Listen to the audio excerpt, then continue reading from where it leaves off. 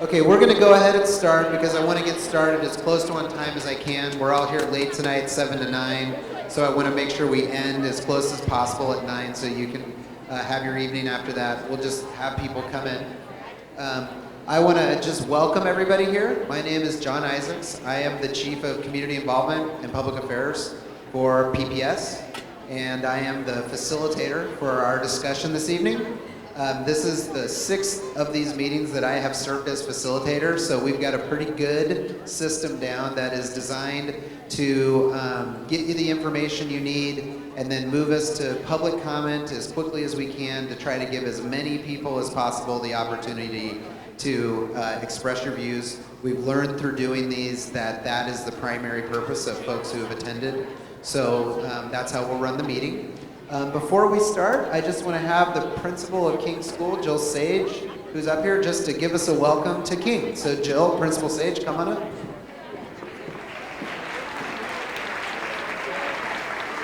Thanks a lot.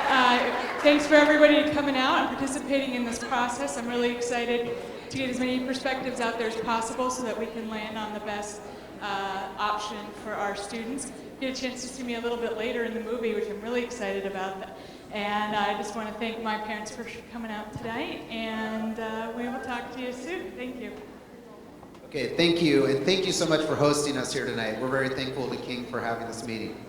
So I want to let everyone know how excited we are to have everybody here tonight. This is the 12th meeting. This has been a remarkable experience for those of us in community involvement who have worked on this process. We've had over 3,000 people attend these meetings, so it's been we're very grateful to have this community willing to come out and talk about the future of our school district and the future of our public school system. And so we had a discussion about, okay, we've had 12 of these for 2.5 weeks. Would we still have a big crowd tonight? And it's just great to see so many people here. So thank you so much for taking the time. I want to real quickly just go through our agenda. So I'm sure some of you have been to a meeting previously. We have about a 25-minute presentation that includes a 4-minute video. And then Judy Brennan, our enrollment director, will be going through the presentation. Once we're done with that, then we will move quickly to public comment. We'll take a 5-minute break that allows you to have a quick discussion, and then it allows us to get public comment organized. When we get to there, I'll explain our ground rules for public comment. Before we move on, I want to have our interpreters introduce themselves so folks who might need their services know who they are. So,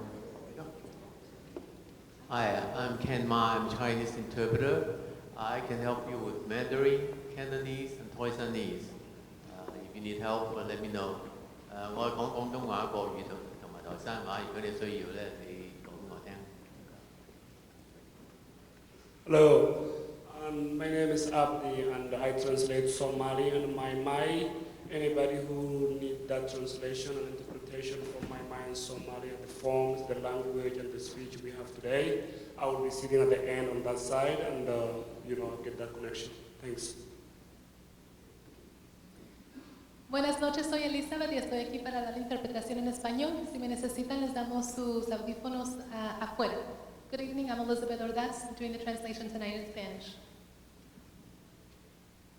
okay, thank you. If you could just give a big round for our interpreters. We really appreciate their service tonight. Thank you so much. Okay, so last thing I want to say before we go into the presentation, which I'll get started for us, is you're here to give us your feedback on 2 draft scenarios. I want to make sure you know how your feedback is being recorded and given to the District-Wide Boundary Review Advisory Committee, which you're going to hear a little bit more about in a second. So we have video camera back in the room.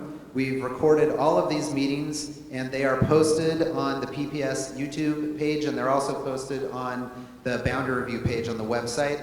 They are also sent to the District-Wide Boundary Review Advisory Committee. They're our primary listener to the feedback. So we do that with video, and then we also have Aaron over here, who's our professional note taker, who types up very detailed executive summaries of these meetings, including detailed transcripts of every public comment by name, and you'll see how we have a system of keeping them in order. Those are also delivered to the committee and posted on the website. So you can look and see how we record the meeting to make sure you feel it's accurate. We've had a few past participants write and say, hey, can you edit the comments to say this? And we're willing to do that for folks if you think that's not an accurate reflection of what you said. But that way you know, as a participant in this process, that what you came here to say tonight is being given to the District-Wide Boundary Review Committee, who is charged with taking that feedback and improving the scenario. So I want to make sure you do that. So now we're going to go into the presentation. We're going to start with a short video. It's about 4 minutes. So Brian, go ahead and get us going.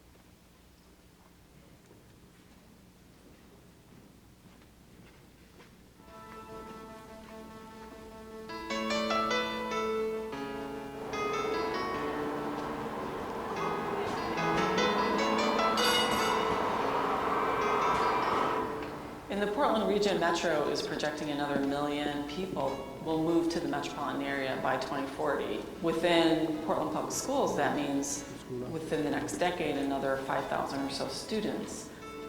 There was a declining enrollment throughout the 90s, and just recently in the past decade, enrollment has begun increasing again, which provides more resources to the schools because money follows children. However, that's also stressing our district because the buildings that we have just aren't in the right place or of the appropriate size for the way the growth is happening.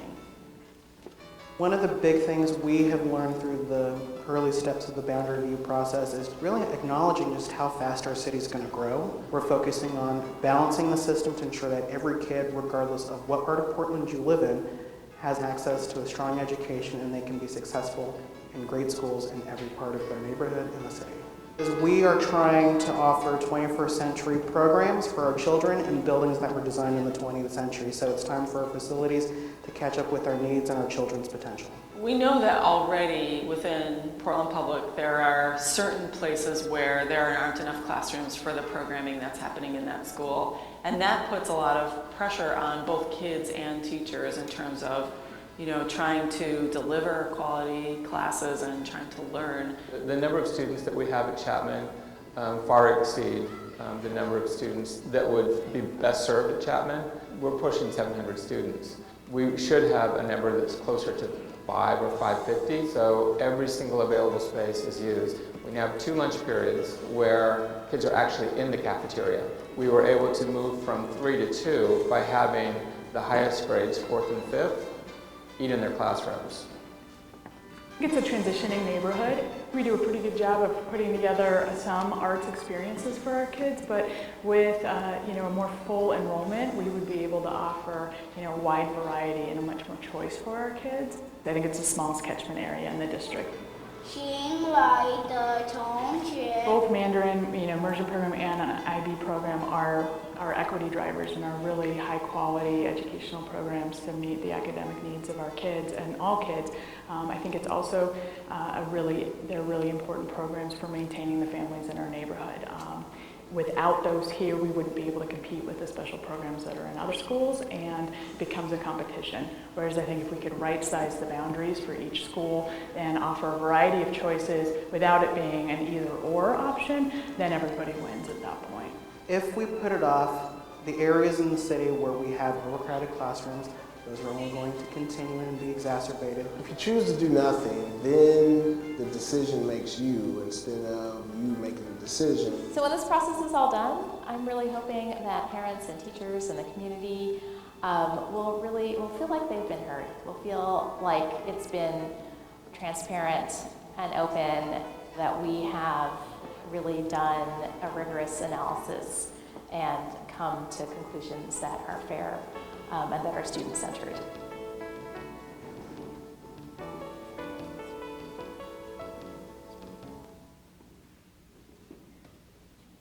Okay, so I'm going to get our presentation started, and then I'm going to turn it over to Judy Brenner, our enrollment director, who's going to take you through more of the technical information.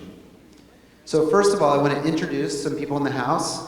with us tonight. So you saw a few members of the District-Wide Boundary Review Advisory Committee. We have 4 members of the committee here, and I just want to ask them to raise their hand. So Hector Roche is back there. Kim Wilson, who's a teacher on the committee. Jason Tremblay, who you saw in the video, who's the chair of the committee, is right there. And Nisha Saxena, who was also at the end of the video, is sitting up here in the corner. So they are all here to listen to you tonight in person, and as I said, the full recording of this meeting goes to the full committee. We also have several PPS staff. If you're PPS staff, could you raise your hand who are here? I think most of them are outside. So we have PPS staff who are here. And I also want to just ask, any teachers who are here tonight, could you just raise your hand? We've had great teacher participation. Thank you so much for coming tonight. We really appreciate our teachers.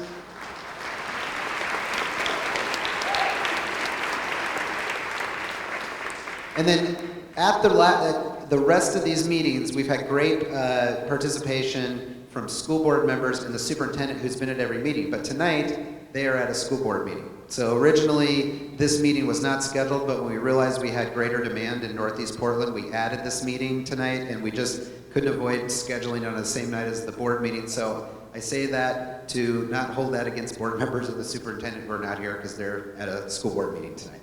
But they have been at every meeting, and we've really appreciated that. So, what is the District-Wide Boundary Review Advisory Committee? The committee was created a little over a year ago. It's known as DBRAC, and that's how I refer to it. And the committee was created after the board passed a resolution asking the district to undergo a district-wide review of school boundaries to prepare for growth. And the committee was given 2 jobs by the superintendent. And the one was to develop a set of values to guide proposals for balancing enrollment across the district. They have completed that work, and their values framework was adopted by the school board, or endorsed by the school board, about 2 months ago. Their second job is to advise the superintendent on ways to achieve that, or to develop a recommendation for a plan for balancing enrollment and preparing for growth. So who's on the committee? The committee was designed to represent stakeholders across the district, so parents, teachers, principals, communities of color, the school board. All of those organizations appointed their members, so they weren't selected by the district or the superintendent. They appointed their own representatives to the committee. We also have the chief planner from the city of Portland on the committee. We have the Realtors Association on the committee, PSU Population Research Center, which provides PBS with our enrollment projection data, is on the committee. And then we also have the equity director for the Portland Housing Bureau, who's on the committee. So it's a really strong committee, highly invested, very empowered to help lead this process. And I want to say it's about 26 members of the community. So here's what we're going to do today. First, you saw the video. We're going to give you a presentation that'll take about 20 minutes about where we are and what now. Then we'll take a 5-minute break for you to have a discussion, stretch. That helps us get public comment organized, and then we'll go into public comment. If we stay on schedule, about have an hour and 20 minutes of public comment. I'll explain the ground rules when we get there. But our goal is to get as many people to speak tonight as we can, and then we'll work our best to adjourn and stay on time. Few things. Last thing I'm going to say is I want to tell you what you're not going to see. You are not going to see, with the draft scenarios you have in your hand or the presentation, a definitive plan for change. These were proposals created by the staff. They were not developed by the District-Wide Boundary Review Advisory Committee. That's one confusion we've heard. The committee developed the values framework. The staff did their best job, our system planning performance and enrollment staff did their best job to develop draft ideas for how we could achieve the goals of balancing enrollment and have stronger access to program across the district that met the values framework. But it's very important to know they were created by staff. The committee's job is to listen to the community and then work to improve them. So neither of these scenarios is a definitive plan. We expect them to be changed and improved based on the feedback that we hear. The second is, you're not going to see a list of good or bad schools. Just because a school was proposed for a change or wasn't proposed for a change says nothing about the value of the education or the quality of the education that's going on in that school. We know that all of our schools have amazing teachers, students, principals, and families, And many of them have been doing a great job in less than ideal situations, either a building that's too small or enrollment that's consistently been too low. But there is no judgment about the quality of schools in the scenarios. And then the last thing is you will not see a preferred proposal. So I know one question we've gotten is that, you know, sometimes PPS puts out proposals and one's the one they really prefer over the other, but you don't really say that. Neither of these is preferred. In fact, we don't expect either of these to move forward in their current form. There are different ways that we can achieve the goals that the staff developed that we believe is consistent with the framework. You'll hear more about them, but neither of them is preferred. And then we are definitely not asking you to pick one or the other and say, I like this one and I don't like that one. We expect that ideas from both of them, new ideas that you may put on the table or we already heard, will get put into the mix as the committee does its job improving the plan as we go forward. Okay? So I am now going to turn it over to Judy, who will take us through the rest of the presentation. Good evening, Northeast Portland. It's great to see you all. As somebody who pays attention to capacity all the time, I want to note that there are a number of people standing in the back and there are a number of empty chairs down here. So if you get tired of standing, please feel free to take a chair. There's plenty of capacity in the room. It's how you look for it and use it that matters. So why are we in this room tonight? There's some really important things happening with the numbers of kids in our school that present both challenges and opportunities. You heard about this a little bit in the video. I'm going to take you through a few more of those details. So the first that I hope you picked up on is that our enrollment is steadily growing.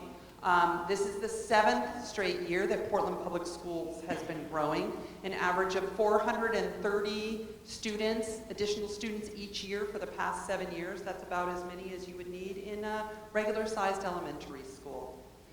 What happens with growth is that it creates an opportunity to solve some enrollment and building capacity challenges that we have sprouted across our district so that we can serve students better. And I'm, again, going to talk a little more about those challenges and our plans to address them tonight. And the goal of this process is to have strong schools in every neighborhood. So how do we get there?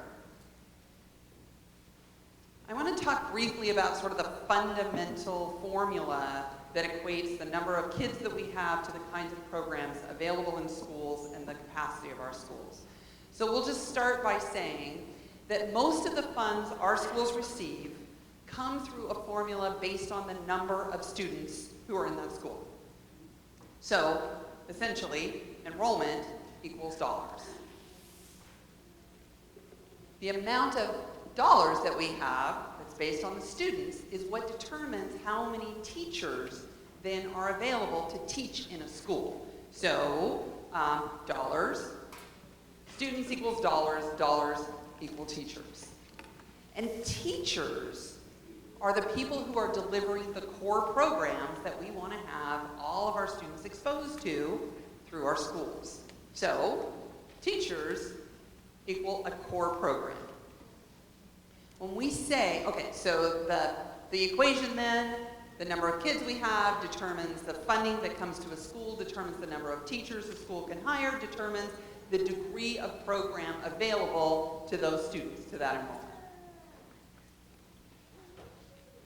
When we analyze the size of the school that lets us best use the dollars we have to provide enough teachers to have a strong program in every school, we get to these kinds of configurations.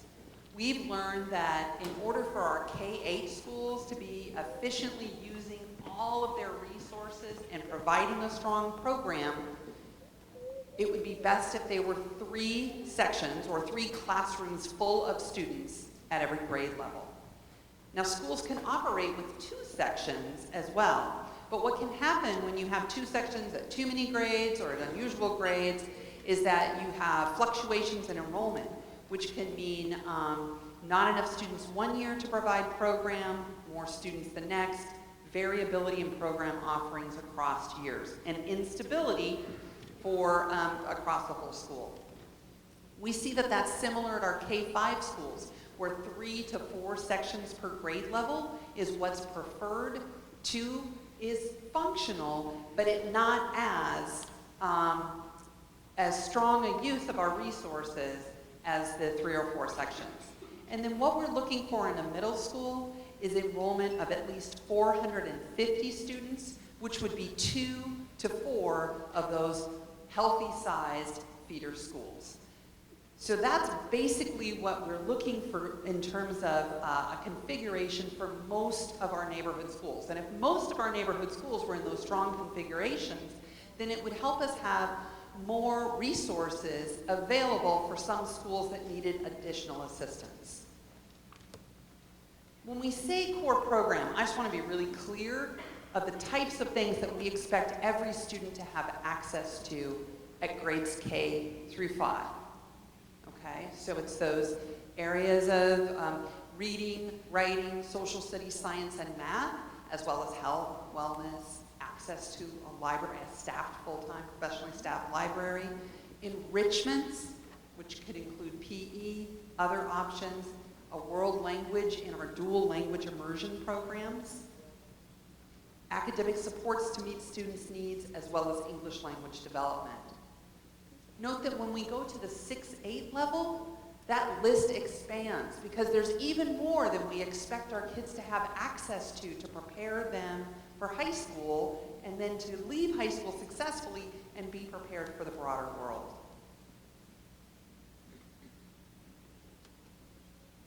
Another important factor when you have enough teachers to have a strong program is to have enough space to offer that program to all your kids. You saw in the video concerns about overcrowded schools in some areas. In an ideal school, there are enough classrooms for all the students and teachers and to meet all the students' needs. So you have rooms for special instruction, for enrichments and supports, and you can do all of that and have reasonable class sizes. So, going back to our formula that was funding, enrollment equals funding, which equals teachers, which equals programs. In a right-sized school, you also need enough space, and then you have all of the ingredients to operationally provide a strong program. Now, none of that matters more than having excellent teachers, community members, strong administrators supporting kids, but it's a fundamental operational level that we really need to achieve across more schools in our system. Right-sized schools have enough students, to have enough teachers, to offer a strong core program, and they're located in buildings with enough space and appropriate space. Okay? So that's the goal of this project. When we look at our system today, we know that we've got a number of challenges. So I'm going to quickly walk you through 3 of those challenges and then some proposals to try and address them. So the first challenge, as noted, we have a number of our schools that are overcrowded. In fact, last year, 11 of our schools were technically described as overcrowded, and a number of schools are very close to those thresholds. Remember that we're expecting to see as many as 5,000 new students in the coming decade, so we might even have more schools that are overcrowded over time if we don't make changes. And if our budget continues to improve, we are very fortunate in Portland because of the local support that you, our community members, provide for our schools. And so the arts tax means arts teachers who require arts rooms. The local option tax provides more teachers who need more rooms. And if our budget improves even more, that means needing more rooms. The way we've addressed overcrowding in the last few years has often been one-off individual cases. Those have been expensive and short-term solutions, and we'd like to move away from that to something that's more systemic and more sustainable over time. That matters because when schools are overcrowded, they wind up using rooms as classrooms that weren't meant to be classrooms. It means there's no extra space for special instruction, for partners in the buildings, for volunteers who are there to help and have nowhere to provide that support. No space to grow, and a really stressful environment for teachers, students, community members who are supporting schools. No way to continue to keep our class sizes reasonable. The next challenge that I want to mention to you is that we also have many schools that just don't have enough students in them to offer that core program. Under-enrolled schools cannot sustainably offer the program without dipping into resources that were not meant for core purposes. Last year, we had 9 schools that fell into that category, and if we just isolated the 6-8, the grades 6, 7, and 8 in our K-8 schools, we see that 2/3, 20 of 29 K-8 schools, do not have enough students to equal at least 2 sections per grade level at those grades. What happens then is the district and schools have to make tough choices and trade off funds that they would like to use for other purposes to increase equitable offerings in schools and supports for students, and instead have to shift those to make sure that the core program is offered everywhere. I want to briefly isolate and visualize for you what this means at the middle grades of our K schools. So up here you see 29 K schools, and the ones that are listed in red are those are the program sizes of the 6-8 in those schools that are less than 2 sections per grade level. And you can see that they can be very, very small and far away from meeting that minimum threshold. We have another set of schools that are between 2 and 3 sections per grade level, and then only 2 of the K-8s in our system that actually have enough students in grades 6 through 8 to maximize the use of their resources and fully offer a core program without having to dip into other resources. Strong, stable enrollment matters at all of our schools. When it's unstable, changes can mean big class sizes. One year, small. The next, it can mean changes in programmatic offerings for kids, which is frustrating and difficult to implement over time. Again, on the middle grades, we're looking for at least 50 to 75 students per grade to support all the teachers that those kids deserve to have a strong core program to prepare them for high school. And we want every school to be able to offer the core program using general funds and not have to use other funds, such as our equity formula, for that purpose. Third challenge that I want to raise is sort of a combination of the first two. Unfortunately, we have many of our buildings that are too small to fit those preferred enrollments that we shared with you before, that are simply not big enough as buildings to house 3 sections per grade level as K-5s or K-8 schools. And that's particularly true for some of our schools that are serving historically underserved students. In those cases, we're seeing additional teachers generated for supports for students, even less room to meet all those needs. So summarizing this and focusing on our K through 8 schools for a minute, we have a few of our K-8 schools. They have plenty of students, but not enough space. And Beverly Cleary is an example of that. Do we have folks from Beverly Cleary in the house tonight? One or two? Nice. Thanks for coming out. But most of our K-8s don't have enough students to support enough teachers, provide the core program, and don't have the space to house more students. So they're too small, and their building is too small to let them meet that preferred enrollment. That means extra money meant for support classes, etc., is being spent on core program, and this is happening in many places across the district, in Northeast, in Southeast. It's happening all through our system. So to meet this challenge, we've worked with DBRAC for a year now, looked at their values framework, and have come up with a couple of proposals to address these problems. We're looking to balance enrollment among schools to ensure that all schools can offer the core program without having to use extra funds, so that the extra funds go towards the extra needs instead. That means rethinking our configurations, our K-5s, our K-8s, and our middle schools, so that all schools then have opportunity to have healthy enrollment and room for growth without being overcrowded now. the solutions that we have put forward so far both rethink that mix of K-8s, K-5s, and middle schools. And a fundamental difference between the two is the degree of reconfiguration changes. Both move boundaries and some special programs, and both open buildings that have previously been closed.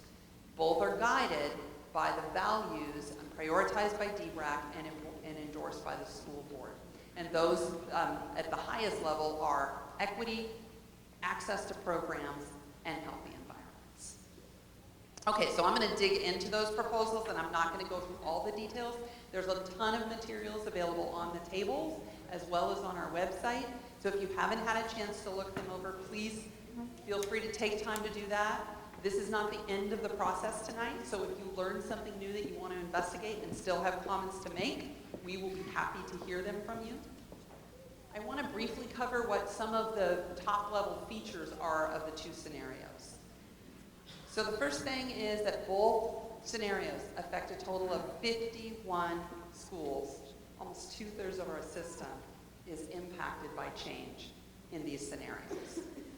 The first scenario would convert 22 of our schools that are currently have grades K through 8 into either K-5s or middle schools. So that's a significant amount of reconfiguration of K-8 schools. In addition to that, to support strong enrollment, regardless of the configuration, we have boundary changes that would affect a total of 35 schools at the K-8 level. The boundary changes would move from kindergarten all the way through 12th grade, meaning that all of our high schools with boundaries, including Jefferson High School dual assignment, would be affected by these changes as well. The only high school that wouldn't be changed is Benson, because it doesn't have a boundary now.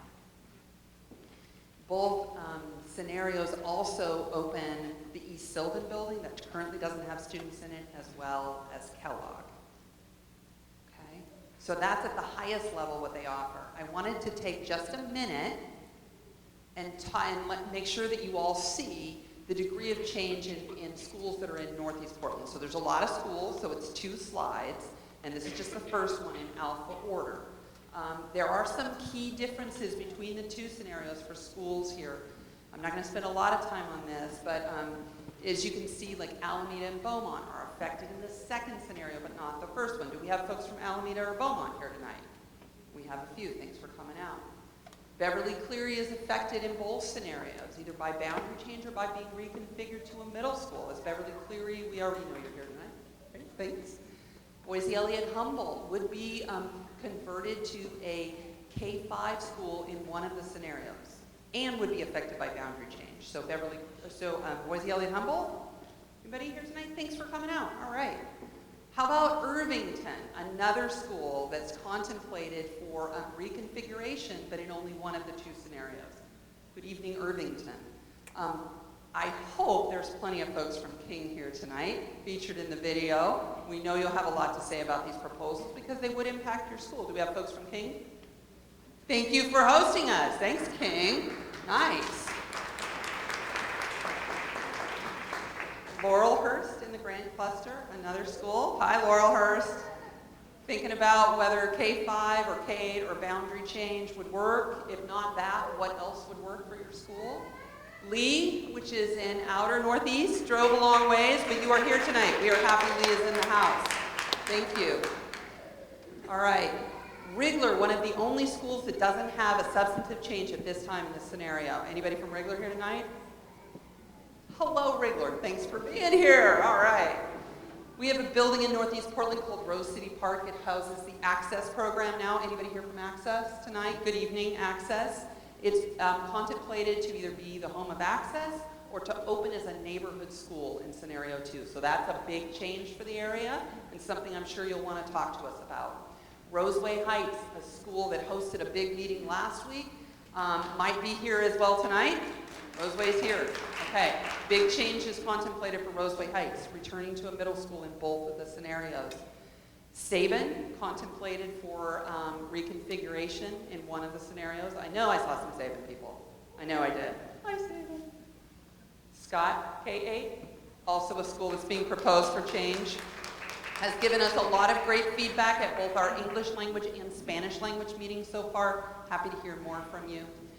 In one of the scenarios, Tubman Middle School would reopen as a middle school. It's housing the Fabian community right now. Anybody here from Fabian tonight? No? They're under construction and relocated to Tubman, but Tubman would become a middle school in one of the two scenarios. And then we have Vernon.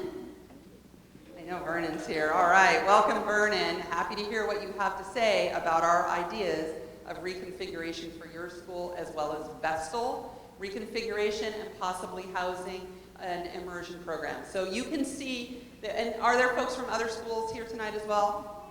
All right, if you want details about other changes, we can sure help with that. But I just wanted to make sure you all knew that there's a lot of interest in this. There's a high degree of change. We appreciate you coming out, sharing your thoughts with us. Before we get there, just at a really high level, so we make all these changes to 51 schools. What do we get out of it? We believe that either of these scenarios could provide very major differences in access to programs for kids.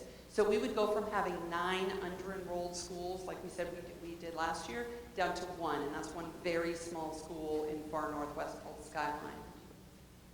We also see that we would resolve many of our overcrowding issues, leaving only 1 school that's still above 105% capacity that's in southwest Portland.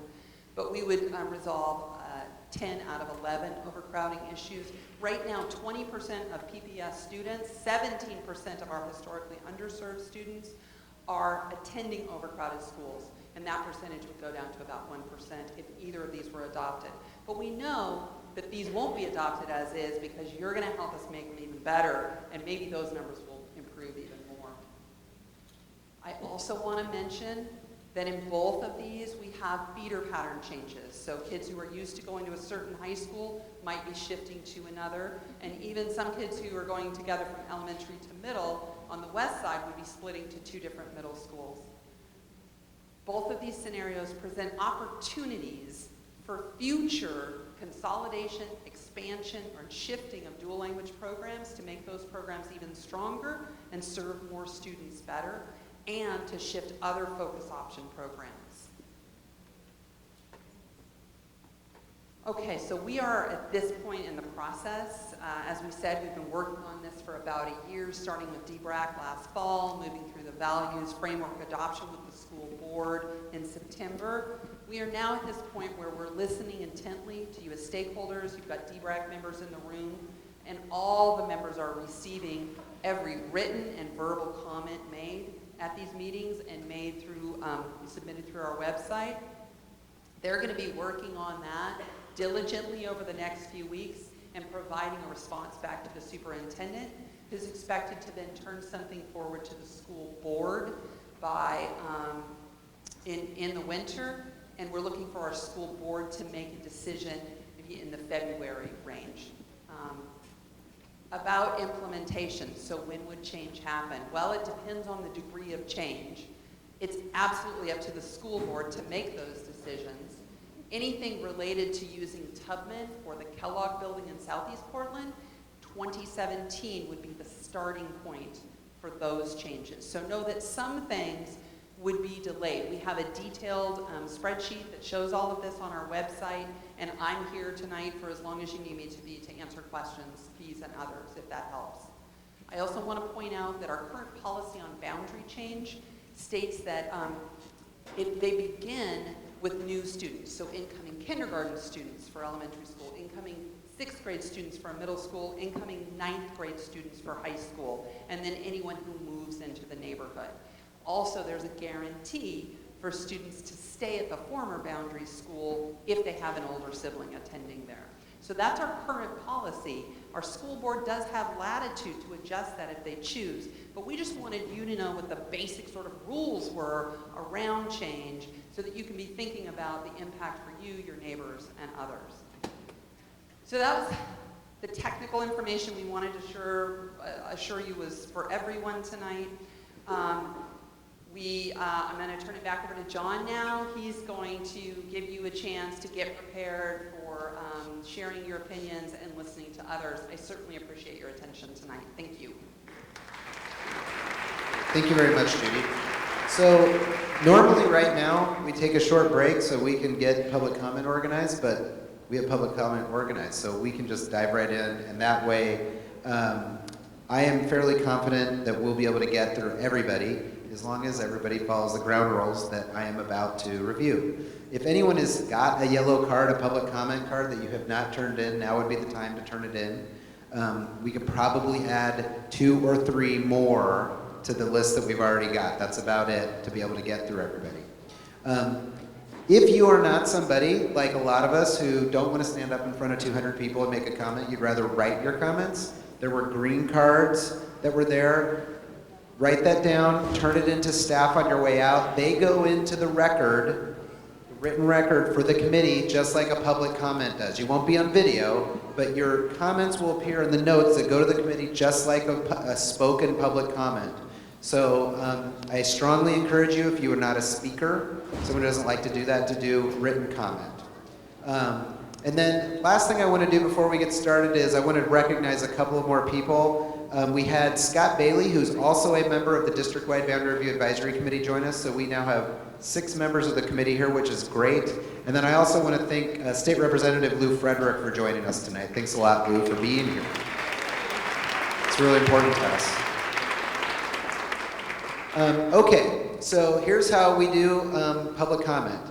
So I'm going to ask every speaker to stick to 2 to 3 minutes with your comments. And that's not because I want to cut you off, it's because I want to respect everybody who wants to speak, and I ask you to join me in that. So if you stick to 2 to 3 minutes, we'll get through everybody.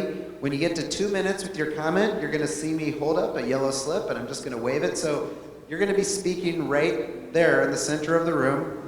And I just want you to look at me. So when I do this, I'm saying please wrap up in 30 to 45 seconds. And I'm sincerely asking everyone to do that because it's respectful of everybody else. We've had a few people that have gone on for 6 or 7 minutes, and that's made it difficult to get through everyone. So please try to wrap up. Kim, right here, will have the microphone. What I'll do is I'll call a speaker, and I'll say who our next speaker is going to be. So if you're the next person, if you could come up and stand there and wait your turn, it allows us to keep going through comments to get as many people through as possible. That's our goal tonight. Here are the other ground rules. So respect everyone's view. We're going to hear different opinions tonight. We're going to hear people who are here to speak on behalf of a larger group, heads of PTAs. We actually will probably hear from some schools where they have different opinions among their schools. Nobody's wrong. Nobody's right. Everybody's here to be passionate about their school, so respect everyone's perspective. If somebody says something you agree with, it's totally okay to clap and say, I agree with that. We encourage you to do that. But if you don't agree with someone, just let them say what they have to say. There's people here who agree with that, so respect everyone's perspective. And then the way we're going to do this is we're going to take a speaker. The way we've done this at all our meetings is we're going to take a speaker from one school, and then we'll shift to another school, and then we'll shift to another school. Tonight I'm going to do some preference because this is the last meeting that we've had. So we have a number of schools who are going to hear the first speaker from anyone from that school tonight. And that's really great because we've heard from virtually every school in this process. So they're going to get to go first. We then have some schools who I know we've only had 1 or 2 speakers from that school. And so I'm going to let them go next. And then we have some students who want to speak, and we're going to let them go. And then we're going to go through the rest of the schools in alphabetical order. As I said, I think we'll get through everybody. If you put your card up here in the last 2 minutes, I can't guarantee you, but we'll try, okay? And that's really going to depend on if we stick to the time limit, okay? So Kim is here, so I'm going to call up our first speaker, who's going to be from Boise Elliott Humboldt, and then we will go through the rest. So Amanda Shord. Last ground rule is I reserve the right to not say your name exactly right because I can't read everyone's handwriting. So I apologize to everyone in advance if I don't say your name right. I really butchered one last night. Amanda Shard Nabors is from Boise Elliott Humboldt, will be our first. And then after Amanda, we'll have Joe Rao from Chief Joe. Okay, so go ahead, Amanda. Oh, and I'm keeping time on my stopwatch on my phone. That's why I'm looking at it, and that's it. Go ahead, Amanda. Thank you so much for being here. It's Charday. Oh, Charbet. Okay. See, like I said, that's why I do the disclaimer. So I am here as a Boise Elliott parent, also as a King alumni, a Tubman alumni, a Jefferson alumni, and a Jefferson Cluster community member. So, 2,300. That is the approximate number of children who have gone through our middle grades in the Jefferson cluster since 2006. 2,300 failed kids, 2,300 missed opportunities, 2,300 who slipped through the cracks on our watch, on Portland Public Schools' watch. We say, not one more. As a parent and former student in the Jefferson cluster, I am very concerned for the schools in Inner North and Northeast. Historically, our children have been neglected, disrupted, failed, overlooked, and sapped of the very few resources they have. Time and time again, those in power harm us. And even now, many from schools without our history eagerly search for a way to take from us again, to use our facilities and resources to fulfill their needs, to use our kids as a demographic statistic to fill a socially unacceptable gap. Only one of the schools in the present Jefferson cluster is more than 50% white, and yet online discussions and community meetings in this cluster have been largely filled with white people. And that is not an insult to your whiteness, but an observation I couldn't ignore if I tried. We need to be involved. We need to be on site councils and PTAs. We need to have a say in our kids' futures. We shouldn't have to fight neighboring schools to be heard. Our neighbors are not our enemies. Our neighbors are victims of the same system we're in. We have been played against one another. It should not be either or. Either my kid suffers or your does. Either my kid thrives or your does. We are so much better together. We are so much better working together and building together and standing together to face the injustices all of our kids suffer at the incapable hands of our school system. So I ask you, all of you, to support the Jefferson cluster as we support your clusters. We are not enemies. I ask that you advocate for adequate core and elective programming across the board. I ask that as you fight to hold on to your programs at your school, you fight to put programs into ours.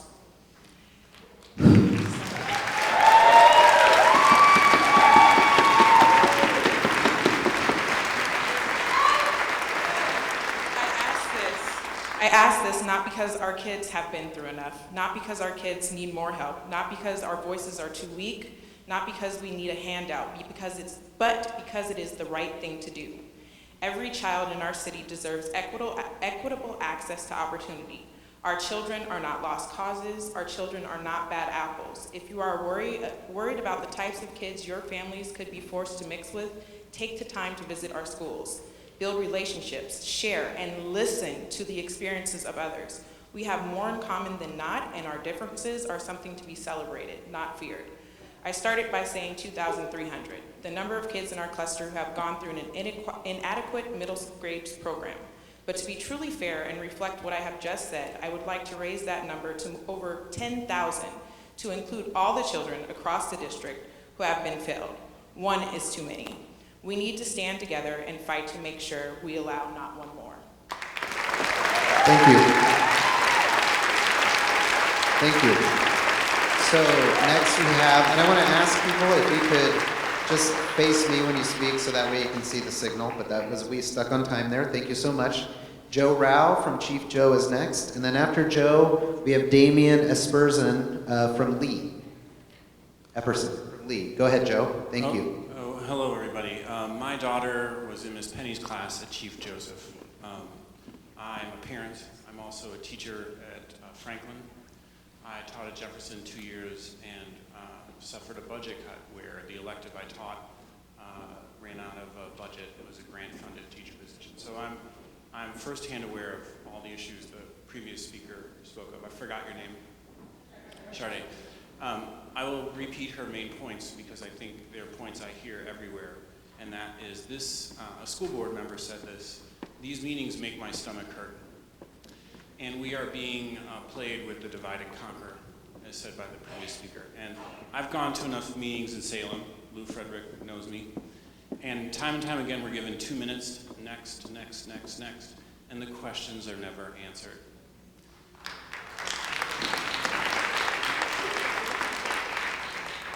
They showed a slide up here that showed we are here on the map of this process, and that's the sad point, is we are included too late in this process. I know very well those 2,300 numbers for those people holding the sign. And I know teachers that teach in the schools that have only 5% free and reduced lunch programs. And we all know that there is an equity problem, but no one really wants to do anything about it. This scenario 1 and 2, I don't like either of them. They're the divide and conquer method. So I urge all of you to keep going to board meetings. If there's questions you see answered with vague platitudes, keep asking those questions. If I ran this meeting before we got to 2 minutes of speaker time, I would break everyone into topic groups where we would collaborate, come up with hard questions, and then we'd ask those, and then the district would answer them. I've gone to too many meetings in Salem where the whole public speaks, and then the meeting's over, and you're like, where are all the answers? And I don't like this process one bit. So I'll just let the next speaker go. So all I can say is get involved, run for office. It's actually pretty easy. Thank you.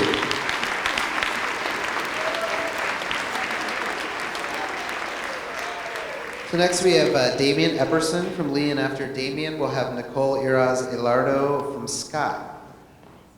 Go ahead, Damien. And Go ahead. My name is Damien Epperson. I am a 5th grader from Jason Lee. I have gone there since I was kindergarten. My mom also went to Gregory Heights and graduated from Madison. The middle school at Jason Lee will not prepare me for high school. Our students have shorter days than middle schools and go to high school over 170 hours behind. My class has been discussing these changes. Myself and most others in my class want Jason Lee to be a K-5 school and go to middle school at Roseway Heights. I have known since kindergarten that I want to be a chemist so I can help sick people. It is important that I go to a middle school where I can have a more class time and more electives that will prepare me for high school. The college, in order for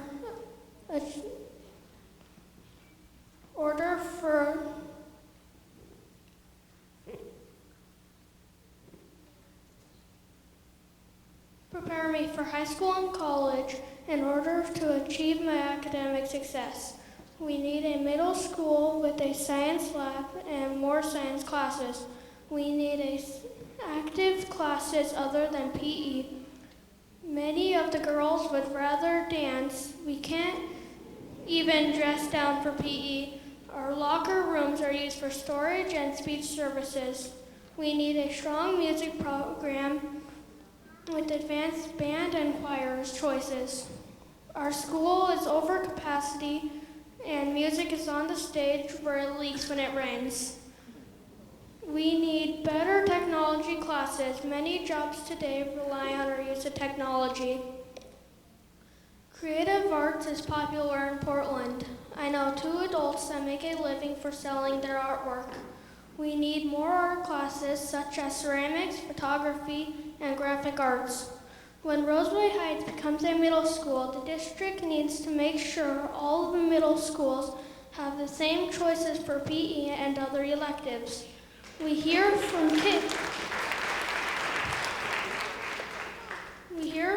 other kids that they don't get the same classes as kids from other schools, and that's not fair. Portland Public Schools has been building a great middle school sports program, but all the programs are through Roseway Heights School. If Roseway becomes our middle school, the students coming from Lee, Scott, and Vestal will be more comfortable joining. This will build a stronger sports program that will feed into Madison sports, and I am a cross-country runner and track, long jump, and high jumper, in which I hope to receive a scholarship to pay for my college.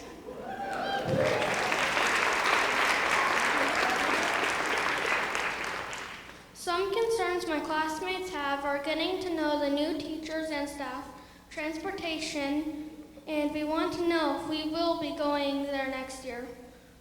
But we all have to look forward to after-school activities such as dances, and most of all, meeting new friends. Thank you, great job.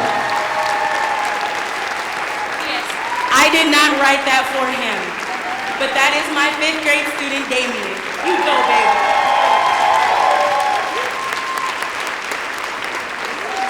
Okay, so next, I just want to again ask people to just speak where you can see me so I can just signal you when you're getting to the 2 minutes.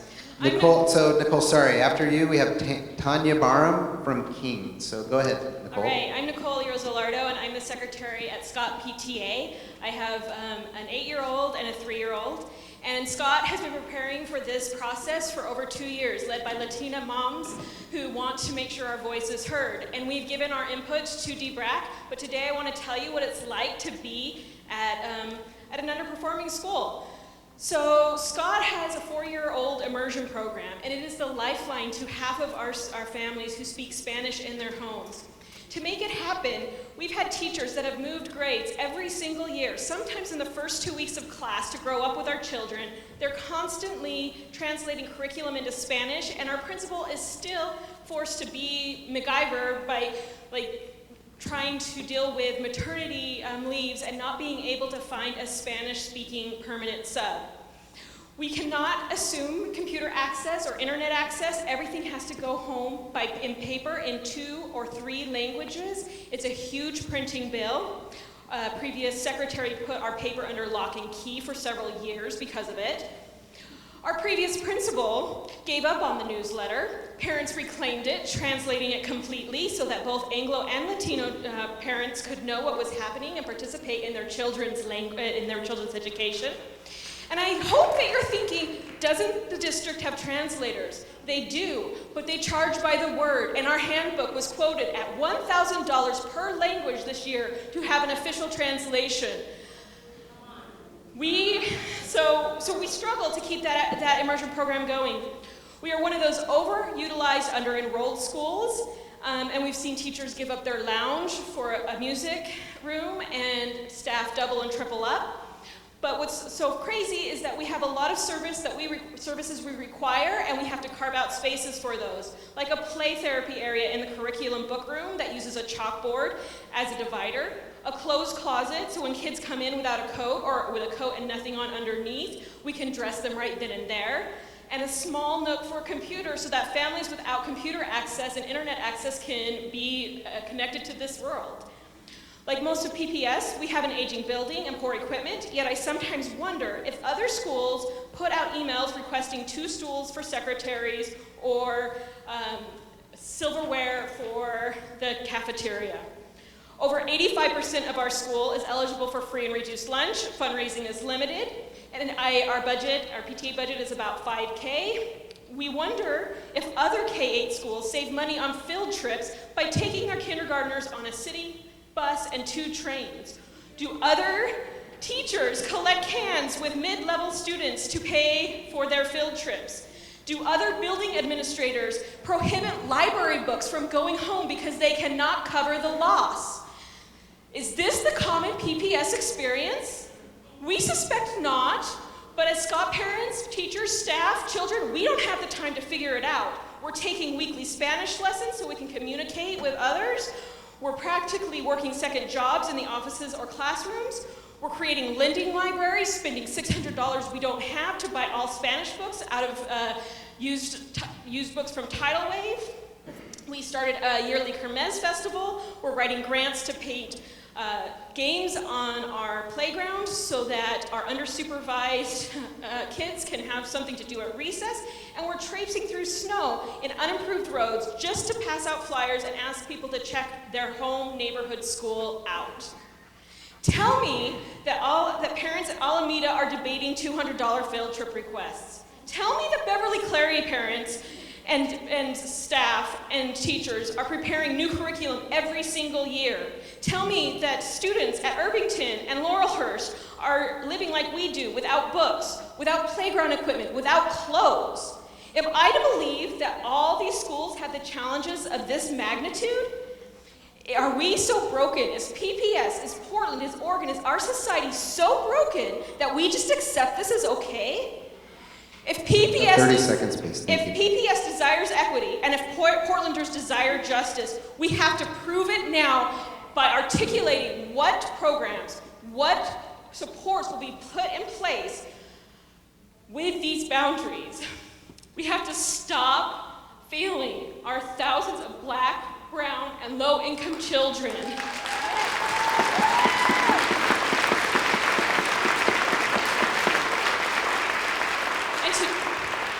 And to do that, we have to expand our definition of community and our definition of equity. Thank you. Okay, next we have Tanya Barham from King. And after Tanya, we have Jonathan Sanders from Vernon. Go ahead, Tanya. Again, I just want to request that folks could just try to keep your comments to 2 to 3 minutes. It'll help us get through everyone. Thank you. Go ahead, Tanya. Hi, I'm Tanya Barham. My daughter is a first grader here at King Elementary School. She spent her 3 through 6 PK years at a private school just across the river in Northwest. That school, very much like King, is PK through 8. Lots of really cute little kids running around the halls being kids. Lots of dedicated professionals working as administrators and teachers. Something that was really different when we got to King, much like the previous speaker talked about, is I guess I had never really run into a situation where you go to the class. I went to the classroom today to read with some of the students, and some of the pages had fallen out of the book. No problem, we'll go to the school library. The school library has 2 copies of the book, one of which is taken by another teacher, the other one is lost. So how many parents in other districts then drive over to Powell's, get their 3 used copies, ask if they can get the educator discount and say, boy, $15, I hope that my mortgage check doesn't bounce, right? One thing that I haven't heard addressed in what we talked about a lot in some of our discussions before this tonight with some of the parents is that equity isn't just about core programs. There are differences that come with the parent communities when you have dual incomes that are all low-wage earners, when you have people who work nights, 2 jobs, have multiple children, have struggled with poverty, inequity, and institutional racism for years. We don't have the same kind of capacity in our parent community in terms of income and time. If we think that Black lives matter, if we think that all lives matter, then we need to have diverse schools that respect the integrity and the dignity of all children and all parents, regardless of the institutional trauma that's been passed down from generation to generation.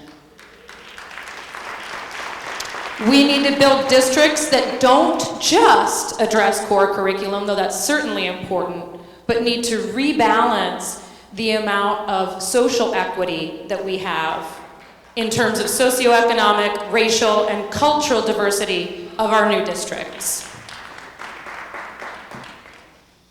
As a single parent myself, who's heavily involved, my daughter's last school again, we had the level, we had one wage earner who could support an entire family and lots of moms who had lots of time.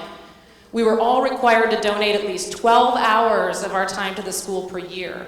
We can't ask the same thing of parents who are working a janitorial or custodial job to support 2 or 3 kids. I hope everybody here does come to King, does come to Boise, does go to Jason Lee or other schools in the district and sees that we love our kids as much as you do. And our kids are just as smart and just as motivated as yours. Thank you. Okay, next, Jonathan Sanders from Vernon, and after Jonathan, we have Sandy McLaughlin and Olivia Cole from Laurelhurst. Okay, go ahead, Jonathan. Hi, I'm Jonathan Sanders. You can call me Johnny Sanders. I work at Vernon. I was a Jefferson High School alumni, graduated in 2004. I went to Tubman, I went to Sabin, and I've seen all the changes, and I feel like to be a community, you need communication. I feel like there's not enough. If you know somebody who wants to go to Jeff, there's kids at Vernon who are like 3rd graders, and they have gold demo sweaters on, and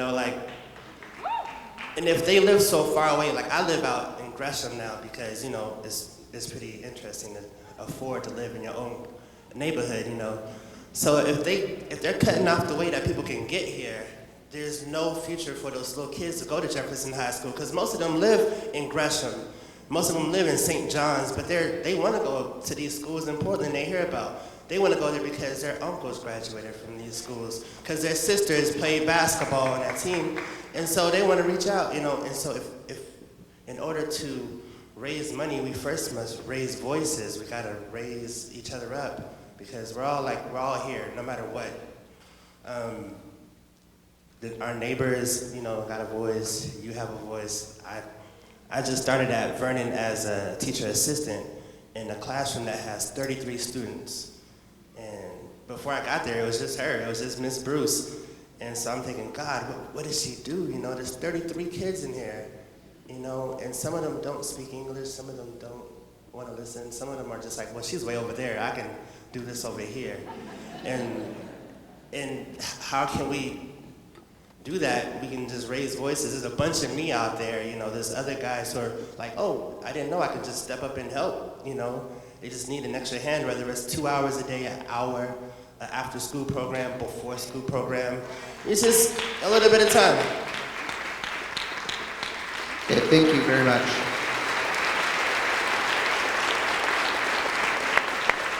Okay, next we have 2 more student speakers, Sadie McLaughlin and Olivia Cole from Laurelhurst. And after them, we'll have Martha Ruttle from Access. Go ahead. Hello, everyone. My name is Sadie, a 7th grader at Laurelhurst. Thank you to all the speakers ahead of us. And good evening. My name is Olivia, and I'm an 8th grader at Laurelhurst School. We love our school and wanted to stay at K8 because the community of kids, teachers, and staff have been working so hard to make it the school it has become. There are many ways our school has benefited from having older kids here. For example, this year I am being a teacher's assistant for the 2nd grade teacher that I had when I was 7 years old. It is a way for me to connect with the 2nd grade students and for me to show them what it is like to be a middle schooler. I love talking with the 2nd graders and learning with them as well. It is also fun to see the teachers that I had many years ago and to remember being taught by them. Also, throughout middle school, I've been in the school play and school choir. I find that in both activities, I get to know the younger students and give them something to look forward to once they are our age. Also, this will be my 3rd year doing Women in History, when students and adults dress up as famous women and go to classrooms to teach elementary students about them. In this way, the middle schoolers play a big role in teaching and interacting with the younger students. The middle schoolers also volunteer to help out in the garden and do campus cleanup. We can do the stuff that younger students cannot do. Having kids together for a long time creates a community. I have been with mostly the same kids since kindergarten through 7th grade. I know everyone, and everyone knows the teachers, which creates a better and relaxed environment in school. Also, since I came to Laurelhurst at age 7, I have noticed the lack of bullying and the absence of drugs and graffiti. I think this is because students feel a deep responsibility to the school and respect it as if it is their home. Siblings can check in on one another during the day. This helps because parents won't have to walk their young students to school every morning. The siblings can walk together. Also, older students can check in on their younger siblings. And beyond siblings, having a range of ages in school is great. Have older kids watch out for younger kids. If a younger student falls on the playground, an older student always runs over to make sure they are okay. Finally, in our experience, having our K-8 school has benefited us because of the strong community, a community formed from the years we have spent together at Laurelhurst. Thank you. Thank you. Great job. Great job. Thank you. Okay, next we have Martha Ruttle from Access, and then after Martha, we'll have Ginger Heiser from Roseway Heights. Go ahead, Martha. Thanks very much, and thank you to the Portland Public Schools for providing childcare and food for my kids. I'm a single mom, and that makes it possible for me to be here, so thank you. My name is Martha Ruttle, and I have 2 children. My son is in preschool, and my daughter is a 2nd grader at Access Academy. And because I think a lot of people don't know much about our program at all, I want to take a moment to describe it. Access is not a neighborhood school or a charter school, nor is it a focus option school. It's an alternative program that Portland Public Schools established to serve students whose needs were not being met. Our students are no more special or deserving than others. They are not more talented. than others. They do not have more gifts than others, but they do have rates and ways of learning that cannot be accommodated in most classrooms. I was told that my daughter's needs could not be met in our neighborhood school, and that is why she goes to Access. Students can apply to Access if they score in the 99th percentile on any one or more of a set of nationally normed tests of intelligence or academic attainment, which, yes, are often very flawed and skewed in the reporting of TAG students. TAG-AC, thank you, Nicole, I know is working really hard on that. The application process for Access involves demonstrating with personal statements and recommendations that the student's needs are not being met in their current school. Access currently serves about 350 students, and we have nearly half again that number on our wait list, 170 eligible students who cannot attend Access right now. These students have demonstrated that their needs are not being met, yet Access does not have enough space to serve them at our current co-location at Rose City Park. This is why we are asking that Portland Public Schools provide us with a permanent location large enough to accommodate all the students it was created to serve and to allow for growth consistent with our growth plan. Access is a program that serves the entire Portland Public School District for many families, mine included with a little bit of complexity. The bus provided by the district is the only transportation choice. To our current location at Rose City Park, the ride from our family's local stop in Northeast Portland is about 45 minutes in the morning and an hour and 10 minutes in the afternoon. Other students have rides that are even longer. We understand fully that we cannot ask for a particular building, we cannot ask for a particular location, and we understand that we will probably be moved. But we ask that you not move Access to a location that creates prohibitively long bus rides for students from certain areas of the city. We need to be centrally located so that our program can truly be an option for all children in the district who need what only Access can provide. And I just want to close by saying that I look around and I feel really, really hopeful. Actually, I know a lot of people in this room. Hi, James. Hi, Sade. Hi, Cicely. So many people in this room actually because of the 2012 Northeast Enrollment Balancing process that Portland Public Schools did in 2012. And I feel hopeful because they listened, and that's why we're doing this process right now in this way. And I'm really hopeful that we can all look at each other in this room and recognize that we are here because we care not only about our own children, but all children in this district. And I'm hoping that when we sit and we listen to people like Nicole and Sade, that if that sounds really different from our own experiences, that we take that as a wake-up call, and that we do show up in Salem and see Representative Frederick and others to advocate for more widespread change on the district level and the state level. We can do a lot better by our kids, but we need to push pretty hard. Thank you. Thank you. So next we have Ginger Hazar from Roseway Heights, and after Ginger, we have Amy Donahue from Alameda. Ginger, go ahead.